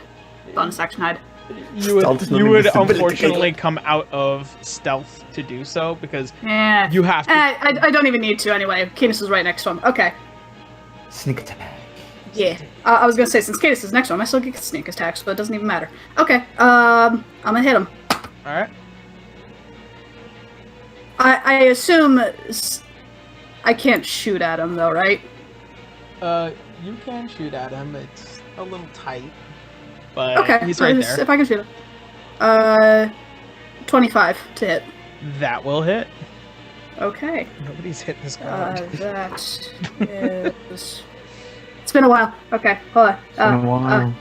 1d8 plus 4. This is sneak attack, correct? So that's 6 plus.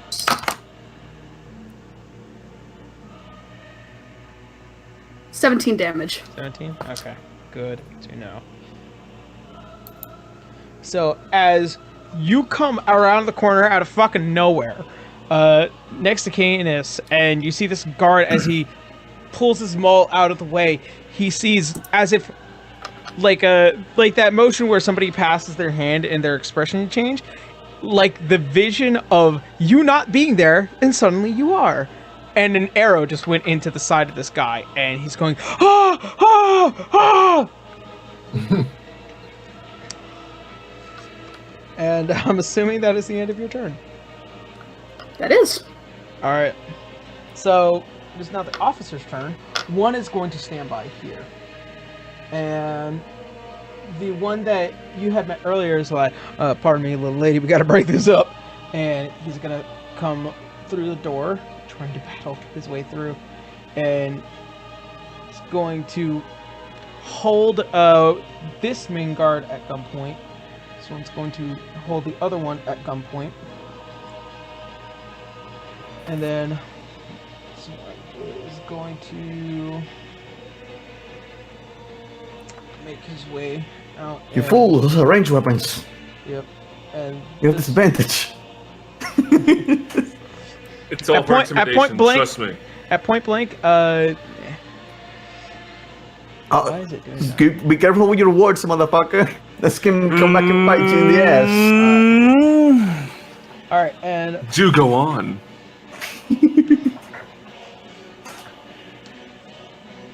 as they all begin to kind of stand,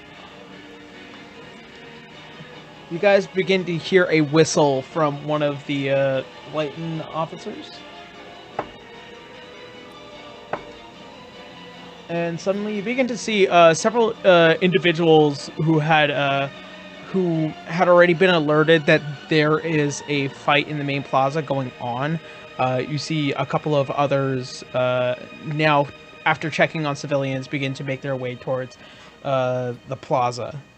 Along with everyone, it is now Leroy's turn, and he is going to stand next to Lionel and wait. This one is gonna walk over towards this guy, and he begins to talk to him, and that is going to be the end of this this combat round. At this point, as a few moments begin to pass by, you guys begin to hear the heavy footfalls beginning to rush within the main area. You guys begin to see several other, about 5 to 6 more other individuals who are dressed the same way as the Lightengord officers around here, as well as one in a probably nicer outfit and a well-groomed goatee and what looks to be a widely rimmed cowboy hat. It's fucking Doug Dimmadome. Yeah. Oh, good dog, Dimmadome. How tall not is a- his hat? Not a tall Well, hat. ladies and gentlemen, Well, phenomenal GM Matt Mercer. In high noon. It's high noon. It's high noon. You did So done as- for. As You Dimmadome one fucked is up. starting to, as this guy is looking at like, what in high hell's going on around here? I love him. I love him already. All right, Dog Dimmadam, do damn, do dum, do dum. How tall is his hat? We need to know. it's It doesn't fit the camera. it's fairly short. It's fairly short, and it's a darkly brown darkly brown leather hat that carries the symbol of Lightengord on the core, or the center of the hat, as well as what looks to be a what looks. Can it just be extremely tall? No, what you don't. No. Here, listen. I'll do you a solid. What you don't know is that hidden underneath this hat is a very, very tiny hat, maybe about the size of a quarter, that extends into the sky if he doesn't contain it. Oh, that's much better. Curse of a magic hat. That's his curse. So, so as he begins to kind of look around, I'm going to have Stone Guards.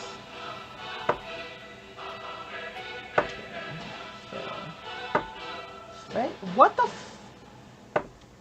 Are you kidding me? Alright. Whatever. To the death. Those sound like rolls in our favor. So Line out default dances in the bar. as as all of the Stone Guard with their swords and mauls in hand, some with the bows, they all begin to kind of put their weapons down as they realize they're impossibly outnumbered.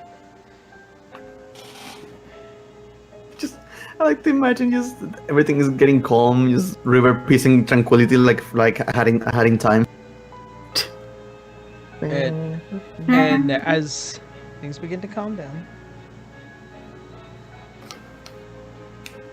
They point their guns at us. I point my gun at them. No, you fucking idiot! No, not now! I'm just Jesus. I just pointed at myself. They're pointing guns at each other, and Gary just points at himself. Yeah. Or just points at his own head. alright. I'll do it!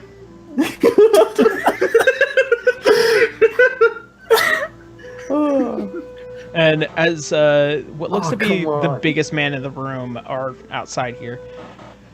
Now, would anybody here tell me what the fuck is going on? Police brutality! Simply put, these people are out of the jurisdiction, chasing out after people on behalf of their corrupted leader, who manifests their riches in humanoid experimentation and other illegal activities. Right. You.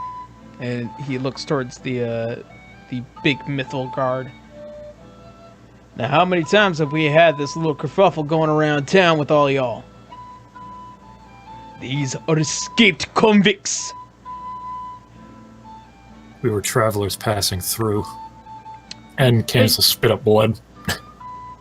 So, I'm gonna say, make a deception with disadvantage, because you are now crossing a lie with the truth that was just spoken.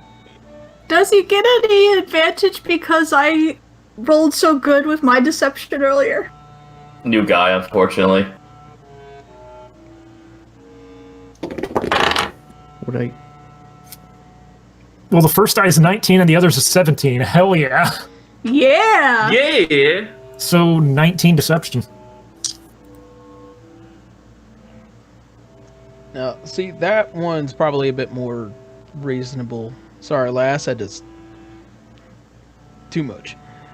Anyway, we're a simple fucking town, alright? Now, I don't know why any of y'all would start this little shit show, but first of all, the Stone Guard Warden don't have any fucking jurisdiction around here. I've told you this for the past couple of weeks, and I've asked you on several different occasions that we have not seen these individuals, and I've also asked you to leave this fucking town alone.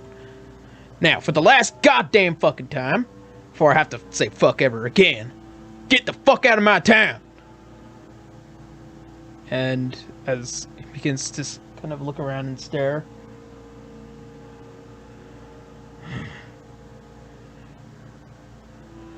Lady Platypus will not be appreciative of this attitude, Kevin. We will be back. Uh-huh. I flipped the bird to them. Lionel's flossing. I was just gonna. Canis is Gar's doing just friends again. Gar's just gonna stare at the mythical captain, just like smoke coming out of his nose. As Franz is trying so hard to hold back another call lightning. Oh, God. Stop. you guys shaking off the frost outside here. These officers now helping you up, Franz, and getting everybody back into the bar. Unfortunately, there is one Stone Guard Warden that is fortunately dead here. And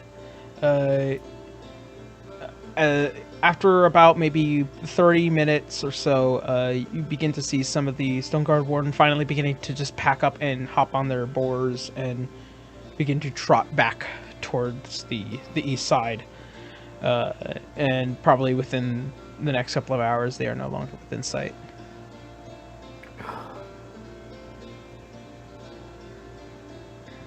Now you see as this man, as he begins to walk over towards the bar and he calls for a drink, he takes out with what looks to be a rather half-smoked, shitty cigar. And he puts it in his mouth and he goes,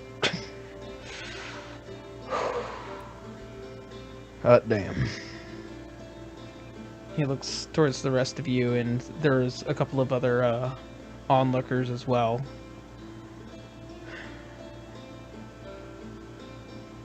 Helena will give a polite bow to the head honcho. She'll just be like, "Thank you for your assistance." Yeah. You look a little familiar to me. Where are you from? Helena tilts her head a little bit. The Feywild. That's why. If you've seen somebody. Rather interesting looking fellow.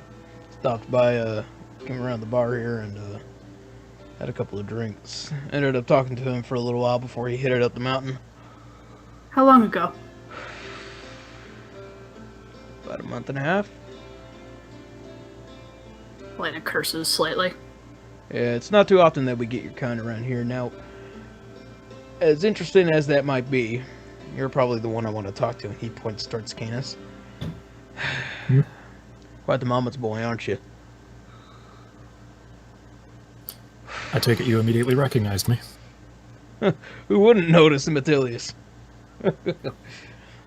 Anyway. Your mother ended up sending one of them Hermes messages telling me to look out for you. Of course, I always knew that those goddamn Stone Wardens would cause a bit of a spit. It's a long story. Quite a long one indeed. I try to get them to go away as fast as possible so that way you guys would have had an easier entrance, but unfortunately they're a little persistent, as dwarves are. You will want to be careful. I know. It's not like that they haven't done something like this before. I mean, the last of the recall, the order, I would say that maybe 2 years ago, they caused the same goddamn kind of kerfuffle. But ain't too much to worry about. On what grounds did they try to do that? Well, first, they were trying to do an excavation out near the northern forest area. A bunch of goddamn wraiths are always causing a problem there, so usually our job is to take care of that. But they found some sort of dungeon down there, and they were trying to get something that wasn't theirs. So, told them to fuck off. Unfortunately, they didn't take kindly to that. When was that? About a couple years ago. That was the last time the Order reassembled in order to kind of deal with everything that was going on within the kingdom. But it's been a while. Hey, Yarrow. Yep. Is there anything in our little black book that mentions this? You guys know that there is a small order of the common and royals that kind of come together and congregate and talk about, the state of the union kind of situation. There are several individuals within the kingdom that you actually personally know that are a part of this congregation. Especially Eleanor, as well as Mr. Donahue as well. They are both a part of this, and the whole thing is to bring relations of all across the kingdoms, meet back at Aurario, explain, things that are necessary, things that need to be done, and it's a meeting that happens once every 3 to 4 years, depending on the state of the kingdom in and of itself, as it is often a peaceful state in a peaceful kingdom. It does have its problems. Ooh, that shit's gonna be expedited right quickly. Oh, given if probably within any understanding, this whole fiasco might push the date up very quickly due to if you guys manage to make it to Aurario, of course. So I don't know. Let's see. Do you? I kind of like look over to Canis, and I don't tap the black book, but I tap my book, and I look at him just like, you think we should?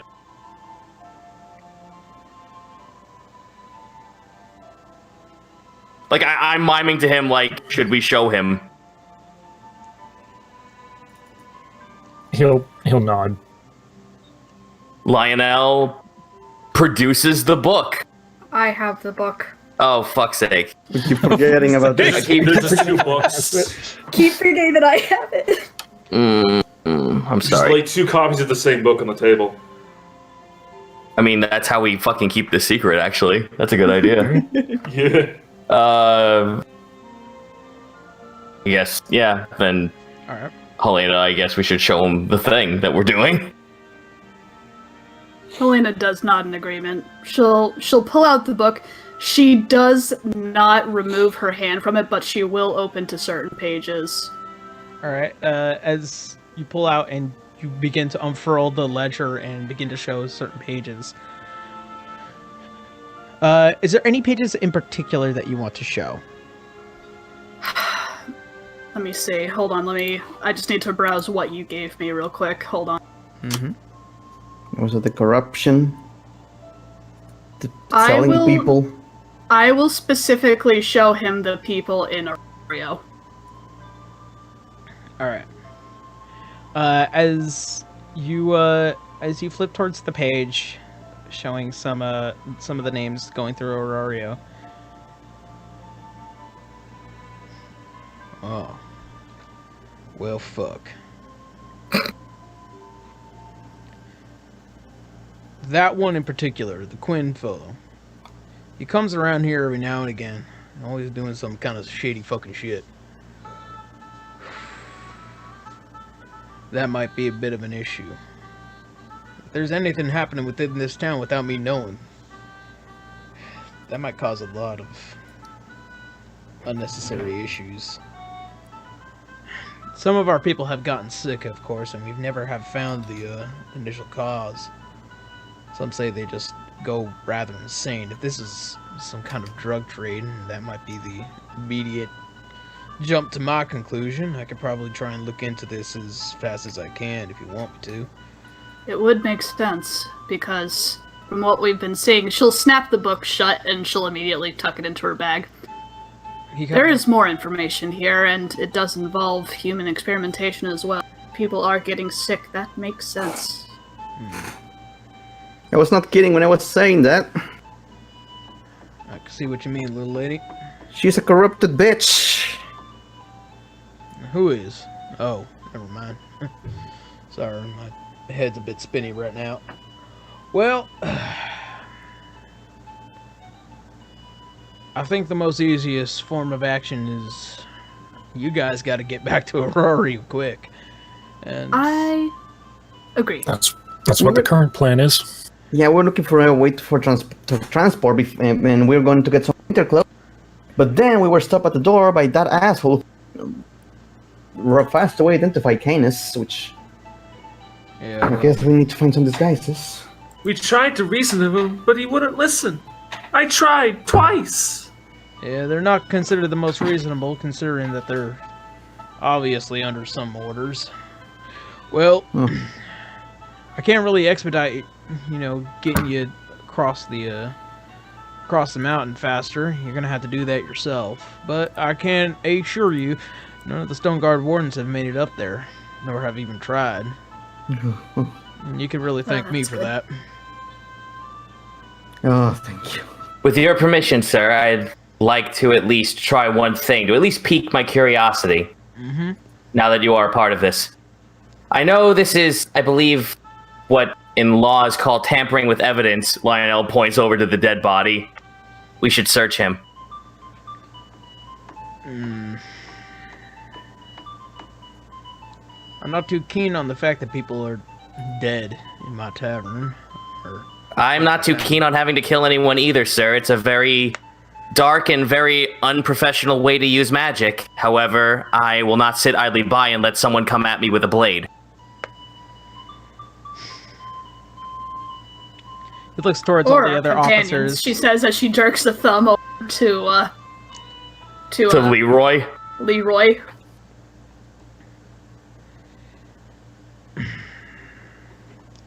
He looks to all the other officers and he spins his finger around and everyone turns their back away from the body. Let's just say if we turn eyes, we could have deniability. And he turns around and faces the barkeep as well, who also turns around. Rifling through this motherfucker shit. Make an investigation check. Hell yeah, +6, let's go. Oh, nice, 19. 19. Okay, so first of all, you find a very nice set of half-plate armor. Put that in the bag.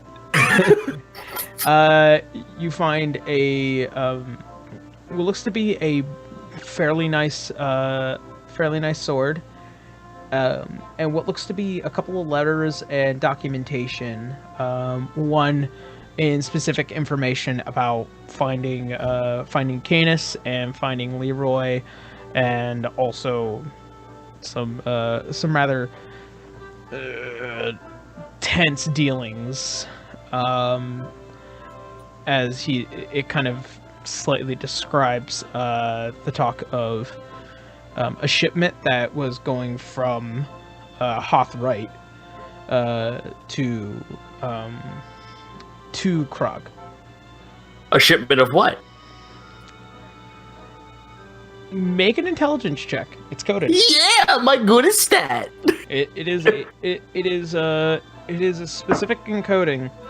It's kind of like a strange list of notation of like things to do around the house. 15, 16, 17, 18. 18.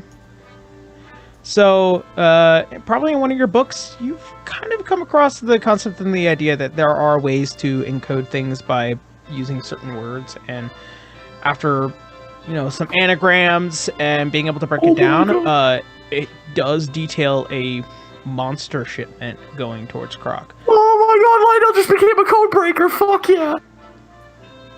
Hell yes! It is known as the Undying Serpent, and that's the way they've detailed this coded monster. Gee, I wonder what other undying serpent we know. Big. Big think. All right. So that being said, Why is always fucking snakes? Snakes are cool. Yeah. They're wonderful. Yeah, Lionel just like after reading off all this information, like being serious, Lionel just like puts his like two little fists to his cheeks and puffs himself up with a smile. I'm breaking code. all right. So Do tell. Well, I tell everyone what I figured out. yeah. Well, I think we now know what that knocker was. All right. So can we turn around now? You all done? Oh, yes, darlings. No, is there anything else on this man? No, there's nothing else. It's just the. I'm stealing everything off this fucking asshole. What in money? You still It what seems is that this a naked man died in the middle of a bar. Take off his shoes. They're still valuable. You No, just that one. Get his Tims. you get a nice set of Sergeant Stone Guard Warden clothing fit for a Good, dwarf. good. No, fuck him. I'm taking it. I think that's Fuck too him, much he's Lion. dead! Why would he care? Lionel's kicking this man's body. He died of hypothermia. Who'd have thunk? Alright. So, As Lionel's Holy being burn pulled to away. cinders. Yeah, as Lionel's like being pulled away by someone as he's kicking this man on the floor. Oh, that was really one explosive. That was one explosive whiskey cocktail he had. Damn it! Did you drink? Did you drink? he did. Damn it! Alright. That's and illegal. You're as- too young. As a majority, Fuck you! I'm 24 in human years. as a good set of officers turn around and a couple of them pick up the dwarven body and drag it out towards the back. Well, that was definitely eventful. Well, that being said, I've had to relay that message, and I very much understand all of you are trying to make your way back home. So hopefully, if you make it past White Dragon Summit safely, I hope that nothing else happens. And also, it's just it's been a bad couple of fucking weeks. I won't lie. No, you tell us. What we're carrying, it's only gonna get worse until the proper authorities grab it. Right. Well, Do you have any recommendations to travel to the White Dragon Summit thing faster? nope. I mean, keep your eyes open. There's a couple of real fucked up shit that's on the mountainside often. Can we possibly get some supplies on the way out? I don't see think we why have not. We enough. got a general. We got our general store around here. If you, whatever you need, it'll take you about a Okay. few days to get up there and a few days to get back down, but nothing too much. All right, we'll contain for that. Do you have a magic shop around here, sir? No, but we do have a shop that sells particular kinds of weapons. What kinds of weapons? And he looks towards the holstered piece to his side. No. Oh no. The blind man somehow knows how to go directly to the gun store. How do I? No, do he just that gets up lost here? on. He just gets lost. I don't think we need to go to these stores, huh? But it wouldn't hurt to check. All right, well, let's go to General and get our clothing, though. Yeah, Yes, we will need warmer clothing.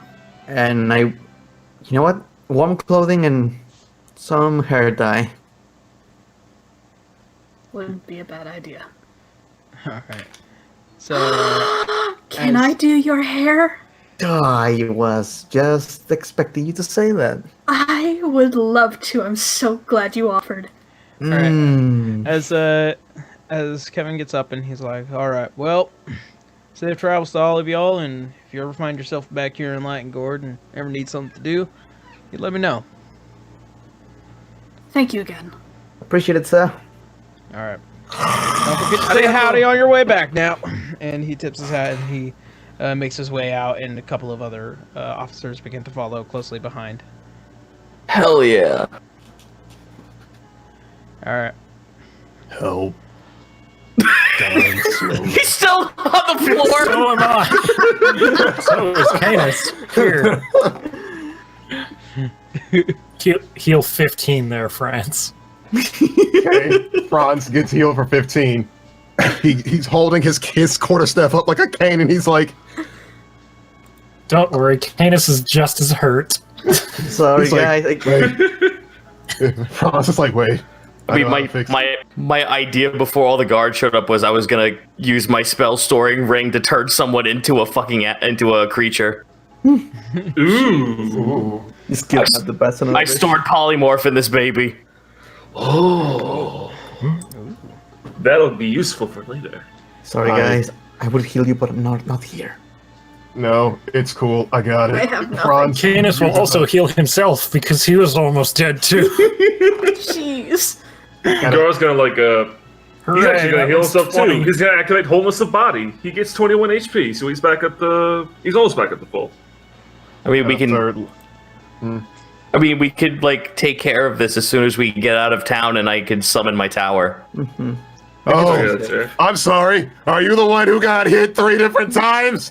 Unconscious? No, Struck because that's yourself not with lightning. It's okay, no, guys. because that's not smart. Wait, is that what you did to yourself? No! No, guys. Just heal up, just to be safe and better. We're gonna get our stuff, and tonight we're going to rest. Okay? Shopping! Okay, Shopping. fine. I'm not gonna like it though. Of course, you're not gonna like it. We're gonna be going up a summit, and you're gonna walk up it barefoot like you usually do. No, hell no! Not tonight! Tonight, this is the breaking point where Franz buys shoes. No, he fucking wild shapes into a bear. He's just like, no.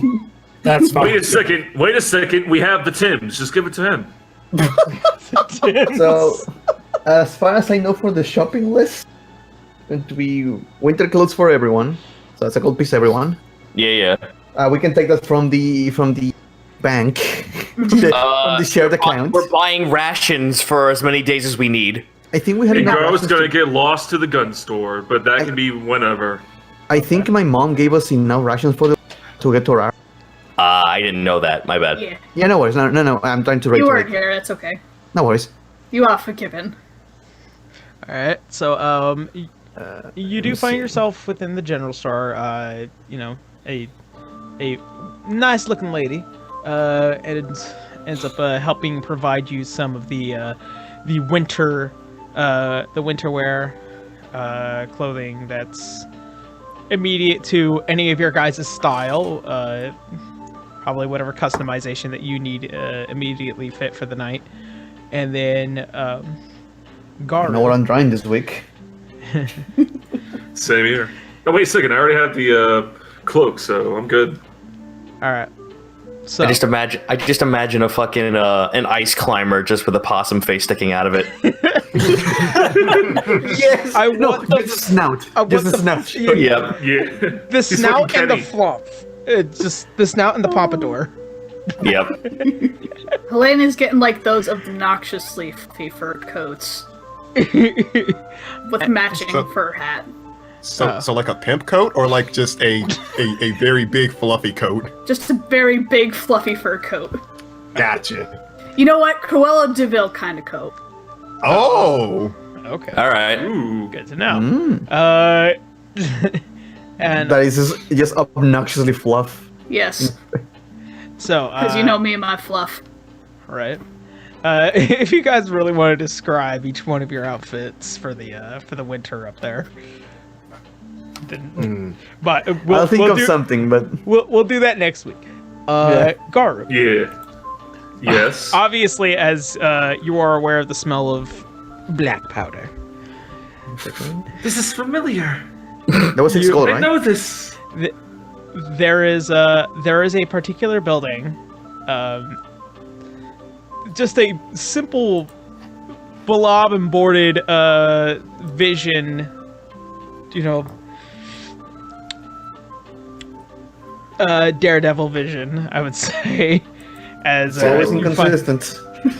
it's Daredevil's Listen, don't vision. worry Let's just about call it. Let's just call it that. He can't read, but he can see. The DD Do vision. your thing. I need to go to the bathroom real quick. You guys do your thing. All right. Okay. All right. See you later, Drive. Bye. See ya, bud. Yo, bye. So, with your DD vision, as you begin to DD walk, you find the door somehow as your hand is slapping around the building trying to find your way in. It's gotta be here somewhere. And as what looks, after minutes of tapping away at the wall and trying to find the door, you hear and what looks to be a little halfling man with large goggles and what looks to be just jaunted forward hair, kind of like a pompadour, Ooh. and as well as what looks to be a very gaunt complexion and what looks to be a couple of missing left teeth on the upper row, and he's like, "Eh, Hello? Oh, hello. Ohio. Oh, hello. Hello. I'd like to. Hello. I'd like to prize your wires. Do you have anything available? Wires? Man and a blind man in the store. I have no wires. No. Do you have any wares? Oh. Do you have any of these? And he pulls out the gun. Yes, these. He just points at the gun. I see. Yes, I have many of those. Please come in. You do? Yes. Oh, wonderful. And he's. Damn it, Victor. Not Victor. Someone might want to go in there with him just in case. So, the entire place is clean, by the way. It's How can you everything. tell? Everything is glass tops, and just like it's like going into a pawn shop. And in the back area, what looks to be a small machine where it seems to be how he's making the bullets around here. Welcome! I've always wanted some brand new customers. Never seen one like you before. Oh, well, that's ironic. Ibonics? What's an Ibonic? I don't know what an ironic is either. Can you tell me?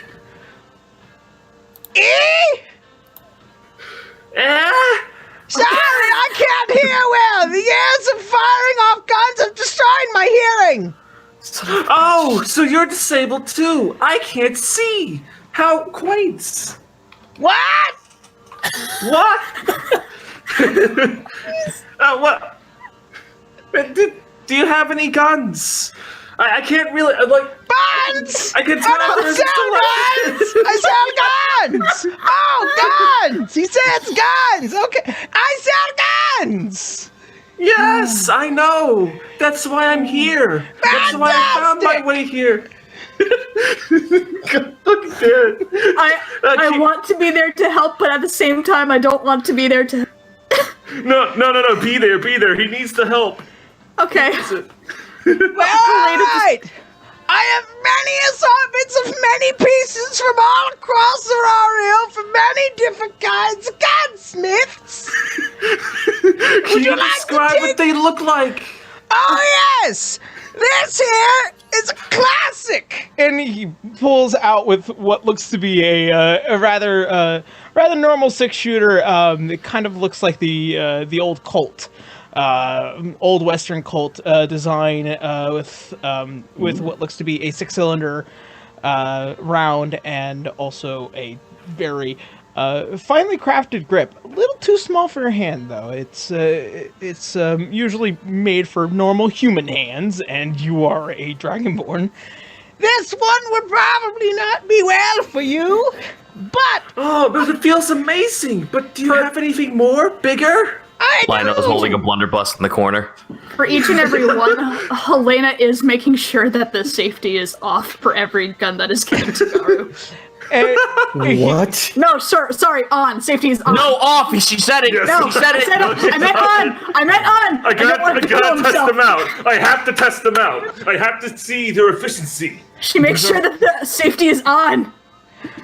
These are like old revolvers. The safety is whether or not you're pulling the trigger. Shows what I know about guns. That's probably accurate for Helena too. So frankly. the next one he ends up pulling out as he's sliding it around, and he tosses it up on top of the countertop. It's like, this one is a recent invention that I have been personally developing for the past 10 years. Now, Really? this Wow. one in particular is known for having what is called a clip. A clip? What is that? It is where this little mechanism, and he pulls out with what looks to be a small little box with what looks to be these rifle rounds in it. This one is known to be able. This one can reload without having to put a new bullet inside the chamber every now and again. Wow. It that is- seems really intimidating. Can I hold it? It is so imbibibating. Oh god. That's Shaggy holding a gun. Yeah. Isn't that from what's it, Scream or some shit like that? Scream. Yeah. Oh god. This one has been an amazing invention. I'm only selling it for about 500 gold pieces.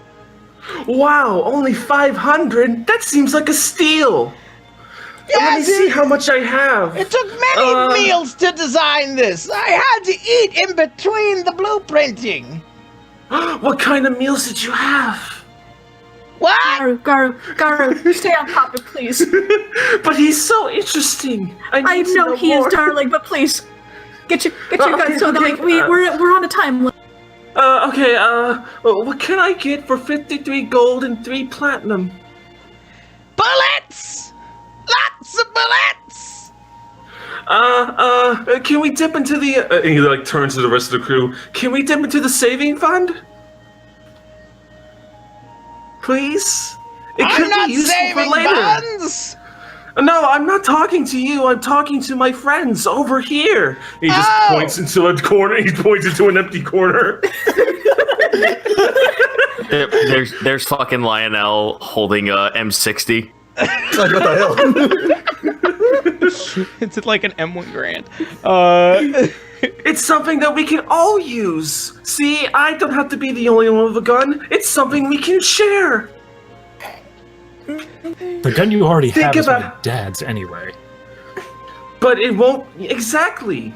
I'll have to turn this over, but I'll still have a gun. So please, at least consider. How much do we have? You're not going to pull us from the freaking Sherakan for this. How much do we have? Technically, we spent seven gold for the winter clothes because I almost Leroy, but I know he doesn't want it. But just in case, I'm going to buy him one. So we have buy him like a parka. We have a total in the gang. of 269. Guess who has $400? Where did you get those, Lionel? I've been selling shit, my dude. Oh. So how much is 3 platinum pieces again? About it's 10. It's 10 gold pieces for each. Remember when I forgot to divulge that I withheld some money from the company? Who's willing to give 20 more gold? I think we can like scrounge this all together. Lionel puts down a platinum. Well, there we go. We have 500 gold, and he just points at nothing. Helena will move the money in front of the man. And then correct Garu's finger pointing at the money. Oh, yeah, right here. This is the money. And he just points somewhere else. Wait, where did we get 500 gold? I withheld cash, remember when we... Yeah. I withheld cash from everyone else, so I have like 3 platinum sitting in my pocket. No, it's... I think we talk about this. Platinum is 10 gold pieces. Yeah. Yeah, I just put in 20 then. Yeah. So how much gold have you guys all scrounged together? How much do we have? I'm putting none of mine. All right, okay, so then with that information, then I fucked that up. So I had 50 gold sitting on me, and then the 3 platinum I had hidden. Okay, so you have 80. Yeah. I only have 36. Are you sure we can't pull from the savings fund? It's something we can all use. How much do all of you have combined right now? Let's see. The shared account has 269. I don't think it's a good idea to use this money for a bunch of fucking guns no one's going to use. But I'm gonna use it. I think. Why are you shooting people? It's all for intimidation. Listen, the pistol worked. Imagine the possibilities. You know what's intimidating? If you roar on something. But that doesn't work nearly as well as the gun. I don't know. That's what I'm trying to tell you. Your fists are rather intimidating. You have killed a couple people, and that's scary as it is. Well, I didn't really mean to. How could you not know how to control your own punches? Listen, you all, I have said this before, you all have very weak bones. Alright, here's a better idea. Show of hands. Who wants to actually put in the money to do this? Raise your hand. How many of us actually know how to use a gun? Not all of us, and none of us at all. None of us. We can, Yeah, it's its Garo own can proficiency teach you. outside of martial. It's a fighter. It's a fighter class. It's a fighter subclass. So River can use it. Yeah, River can get a Kalashnikov. Hey, I can use any She weapon. can teach us. She can teach us how to use the gun, and then we can use it for whatever purpose. The Let's get problem is, River a even if we Chicago typewriter. even if we combine the gold, Give me a I cannon. don't think we have enough, darling. Bitches love cannons. Oh, is there anything you're willing to trade? No. Not you, him. And he just points at the corner. What? Is there Again. anything that? Again, there Helena anything- corrects his pointing. Yes. Is there anything we can do to like get some extra money? Or Okay, is there wait. anything you're willing to trade? Good question. No. Are you trying to buy No. a bunch of weapons or just one?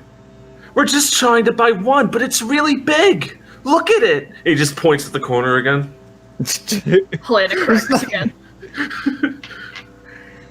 Garo, I don't know. None of us use this kind of weapon. Well, think about it. We could use it for hunting, intimidation. If we point this at anyone, we won't have to fight anyone. You want to They'll be hunt something? I scared. can get a bow for 10 gold. Even But less. that's not. But it doesn't really feel as. Lionel, Alright, hold on. Lionel puts his creepy little fucking gremlin hand on Garu's leg. His tiny rat hand. His tiny rat hand on his leg. Garu, as much as I would love to feed your addiction for killing things with a firearm, we have to think rationally for a trip above a mountainside. It will have to wait. When we are rewarded, most likely you can then purchase a firearm. Imagine if we Afraid I- shoot this. Oh, I'm afraid I agree. We do could have to wait. If we shoot this kind Oh, of things okay. in the mountain, maybe an avalanche cause.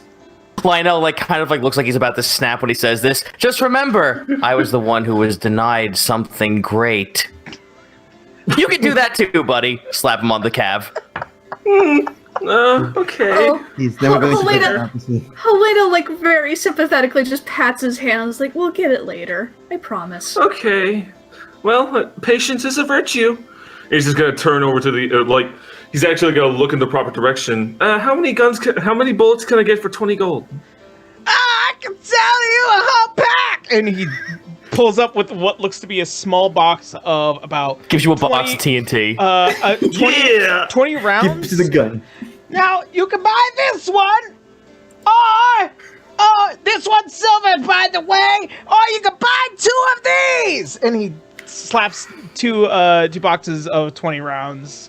It with what hurts looks to to listen be, to this man talk. yeah. Actually, the silver. I'm feeling good about the silver. Let's get the silver ones. That's actually really fucking good if we end up Yes. fighting wraiths. Or vampires. Or given, assorted undead.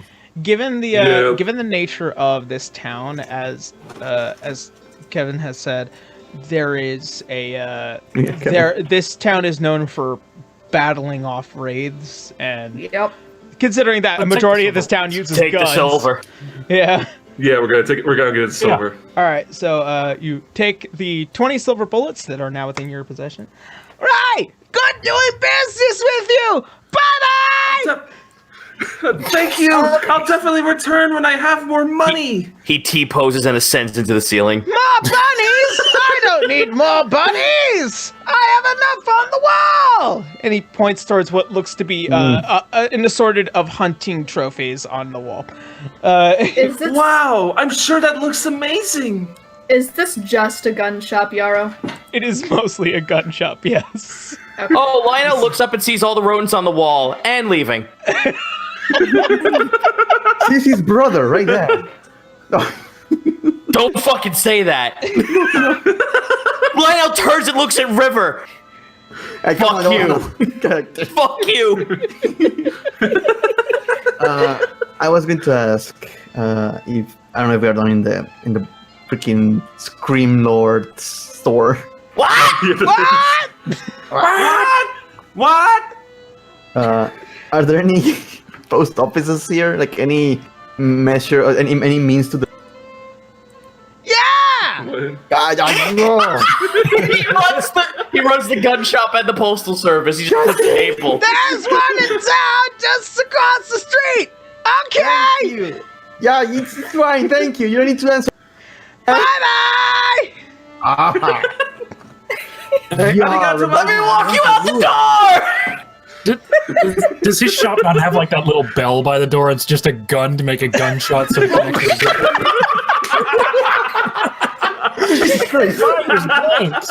It is a bell, just a bell, but he probably can't hear it.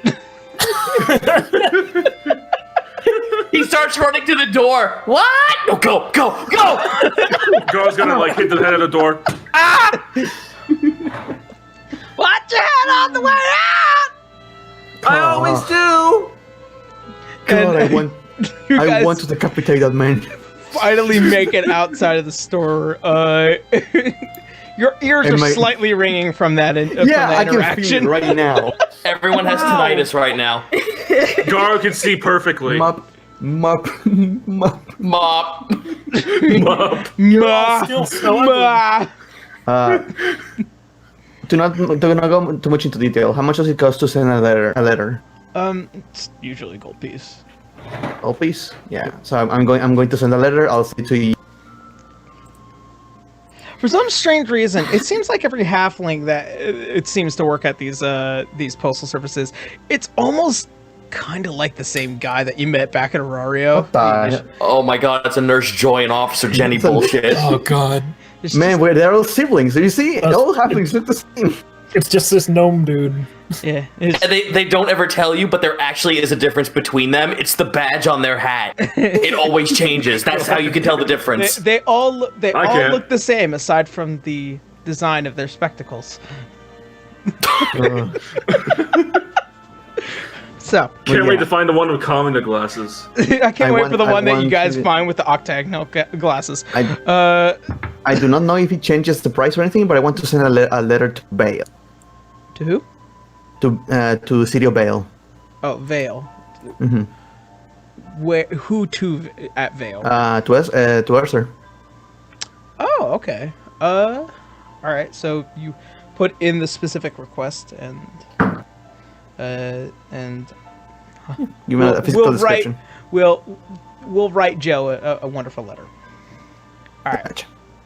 So you managed to finish up your ordinance at the postal service, and at this point it is now There's somewhere... one last thing we need to buy though. I don't know how much it costs.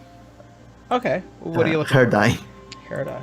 All right. So, and also while we're at the general store, I was gonna buy like 5 bottles of a healing potion. Those are about 50 points or pieces. 50 gold a piece. All right. Well, then fuck that. Then I guess. If we're going to buy, if it's for healing potions, we can use the money for. Yeah. It's going to be for the group. Actually, how much money does a disguise kit cost? Because that's things like makeup, hair dye, all that shit. stuff. I think it's worth like 20 gold pieces. I don't know. 10 to don't have 20. it right now. Let me. I forgot can to, look at the shop thing real quick. Because we need to hair dye River, Leroy, and Canis. It's worth 25 gold, weighs 3 pounds, consists of cosmetic, hair dye, small props, lets disguise that change your physical appearance. Proficiency with this skill lets you add your proficiency bonus and ability checks to create a visual disguise. Yep. So it's 25 gold pieces. Yeah. All right. Nice. All right. So you're getting 2 sets of that. Sure. Okay. And it means that Helena gets to play with her hair. Yes. Okay. Good to know. Can you dye dragon dreadlocks? Yeah, how are we gonna hide him? No, the I cloak. I polymorph him into an alligator. We put googly eyes on And him. out. Yeah! Yes. Yes. I mean, I technically can polymorph you into a velociraptor. Even he has creepier. googly on. He has googly eyes more- on. Give him advantage. Yes. Even creepier. We paint on photorealistic eyes where his eyes should be. No, he just like does the fucking. He's so used to sad cat face, like sad cat eyes, all the time. Or, you know, we could just transform him into a riding horse. Okay. Here's the thing. That would be the After- logical answer. After spending the money, 25 gold pieces for a disguise, and 150 for 3 healing potions, there's 94 gold pieces in the shared account. Okay. Okay. Good to know. All right. Oh, fuck. Or an elephant. And I will spend 25 of my own to buy an extra disguise kit. Okay. We're in the mountains. Maybe turn him into a goat. So, you guys have your disguise kits. You've gotten restocked and packed, and you all have your cold outfits. At this point, it is now a little bit towards the later hours, and you guys are now looking up towards White Dragon's summit. All right. So Let's move out as far as we can, and then I'll set up my tower. For the night, and then we can set up our hair dye. Yes! all right. Who's gonna be first? So Also, by the way, when we do get to a point where we're like, all right, let's all collectively stop, I'm going to find us a spot off the road to put the tower down. okay. Quick question, something else to keep in mind. Who are we giving these 3 healing potions that we just got? Who needs them? I would say give them to the squishiest people. So one to Leroy. Well, wait, he can't do that because he's undead, so that would kill him. Yeah. Yeah. I would like one. One for Lionel, Probably one, give one to Franz. one for We'll France, have to and do one. that later. I would say to Helena because she's the one that can move. Yeah. Mhm. Okay, so I'll take one healing potion then. Okay. So everyone get their healing potions. Is it? I assume it's just a regular one. Yeah. So, as you guys begin your traversal, leaving behind Lightengord for the night, as you guys travel, you guys spend what is the rest of the day as the crack of the night finally becomes clear and you begin to see the stars slightly outstretched beyond the Bourdain canyons and the deepening grayish clouds. You guys begin to finally meet snowfall here. Lionel, you set up your tower. off the Before we continue, though, I was gonna say it's not going to be a tower this time. Mhm. It's gonna be a cottage. Oh, Say what? How quaint. I love it. all right. So you do take some time to try and find a nice off end of the mountainside in order to kind of place this in specific, and it takes you a bit of time, but you do. And as you guys create your little cottage for your home, the night begins to roll in and the cold begins to sweep down the mountain and the wind beginning to batter at the windows. You all here within the nice warm cottage of Lionel. The night presses onwards without a single sound passing. At this point, all of you finally catch the sleep. The cold slightly nipping at your toes and noses. You all awaken. You find yourselves walking up further through it. At this point, all of you guys, whatever hair color you decide is the design. I was gonna say, can we do a thing? Yeah, sure. It'd take a few minutes to do so. All right. Helena is going to kind of playfully pull River aside. She's going to kind of sit her, at a chair. All right, darling. What do you want? Yes, brown. The less interesting looking color. No offense. That's fine. Do you want any haircut at all? She says, playing with the braid at all. No, I'd like to keep it long. Just it would be fine. Just you just need to change the color. It's fine. Just All right.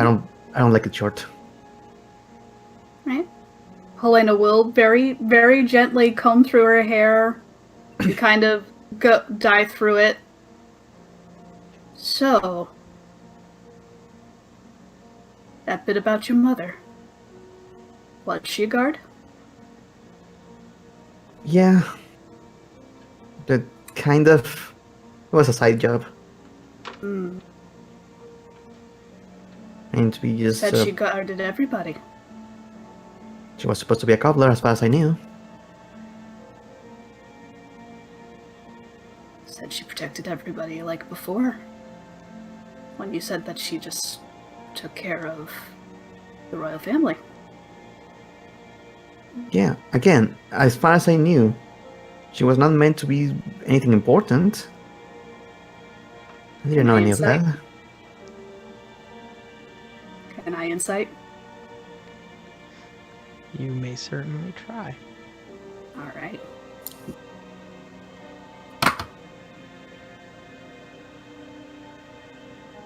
$18. What do I roll? Make a deception check.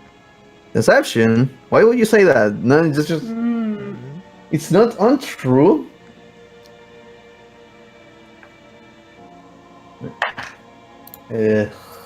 Technically a 1. Re-rolling that. 19. Meets it beats. But who is meets beating? It goes to Defender, I believe. So, basically, she is trying to look past your lie or the things that are untruthful in its design. Let's just say, for the sake of the argument, Elena, while the words are very confirming and saying as far as one knows is not an admission, but it does have a certain weight to it. There are things that one would and would not know about one's own past, but probably is recognizable by their skill and ability.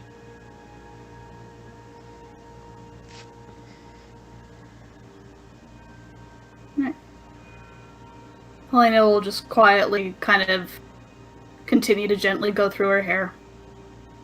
And when she finishes, she'll just put her hands on both her shoulders. I would like to help you. Just for the record. And she'll kind of give her like a confirming pat, like, okay, you're...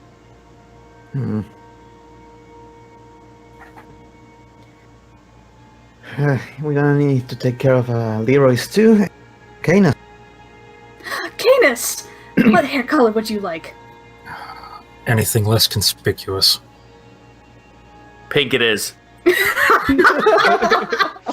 and shiny. It's what do you mean? What do you mean this is inconspicuous? It's not the Feywilds, motherfucker. Alright. She'll do the same thing. She'll very gently and then professionally and calmly just go through Canis's hair. Alright. Dye it whatever he wants.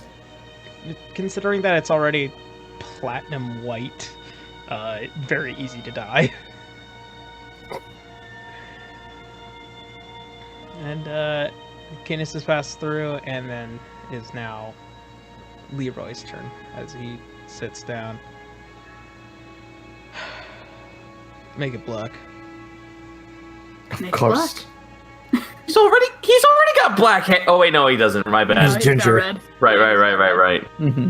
Canis looks in the mirror and immediately says, I hate it. Look great. Honey, you should try smile more. Really, your face is going to get stuck that way. If it isn't already.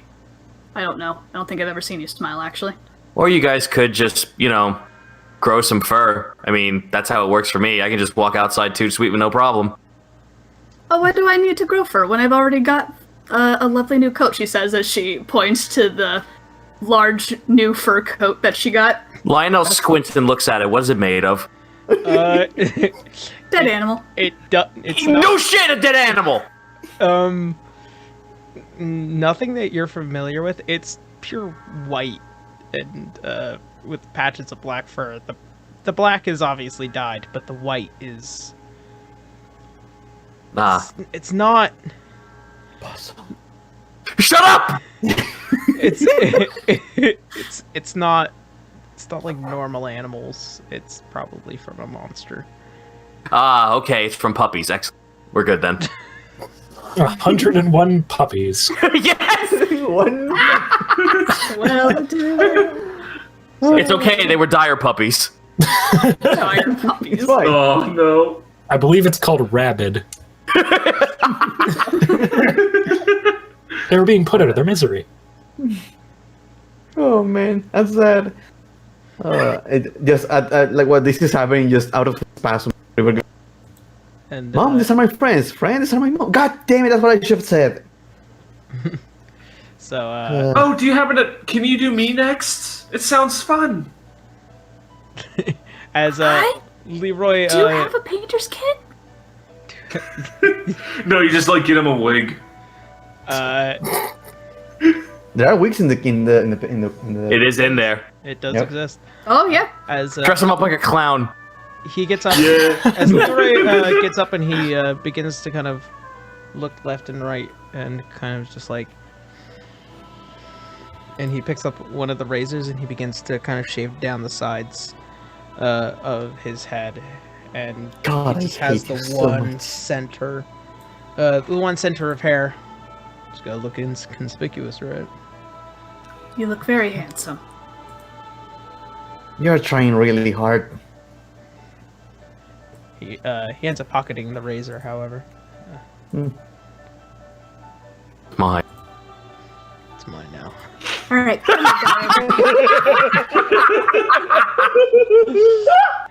It's mine. Hex weapons. My hex weapon. X-rays. So, at this point, you are of my arm. as you. What color of the tendrils of this dragonborn? No, it's just gonna be a wig. That's the plan. It's the blonde platinum wig. No, it's a powdered wig. Like those dogs that the hair covers the eyes. Done. Oh yeah, No, that's dog. right. No, Oh, she is she is painting eyes on him too. Yeah, do the googly eyes. All right, so a little bit of effort. You all make Garu look. You look Nightmarish. Something. Nightmare, nightmare, nightmare, nightmare. Look not like Garu. All right. I feel amazing. You also look very handsome. Do I look better than you? Sure. Sorry. So, with that said, by the way, Franz is in bear form and he's kind of just sleeping it off. Bear. Burr. Bear. Bear. Bear. As the night finally comes to a close and the new morning begins, you all find yourself spending the next day traveling up towards the summit of White Dragon.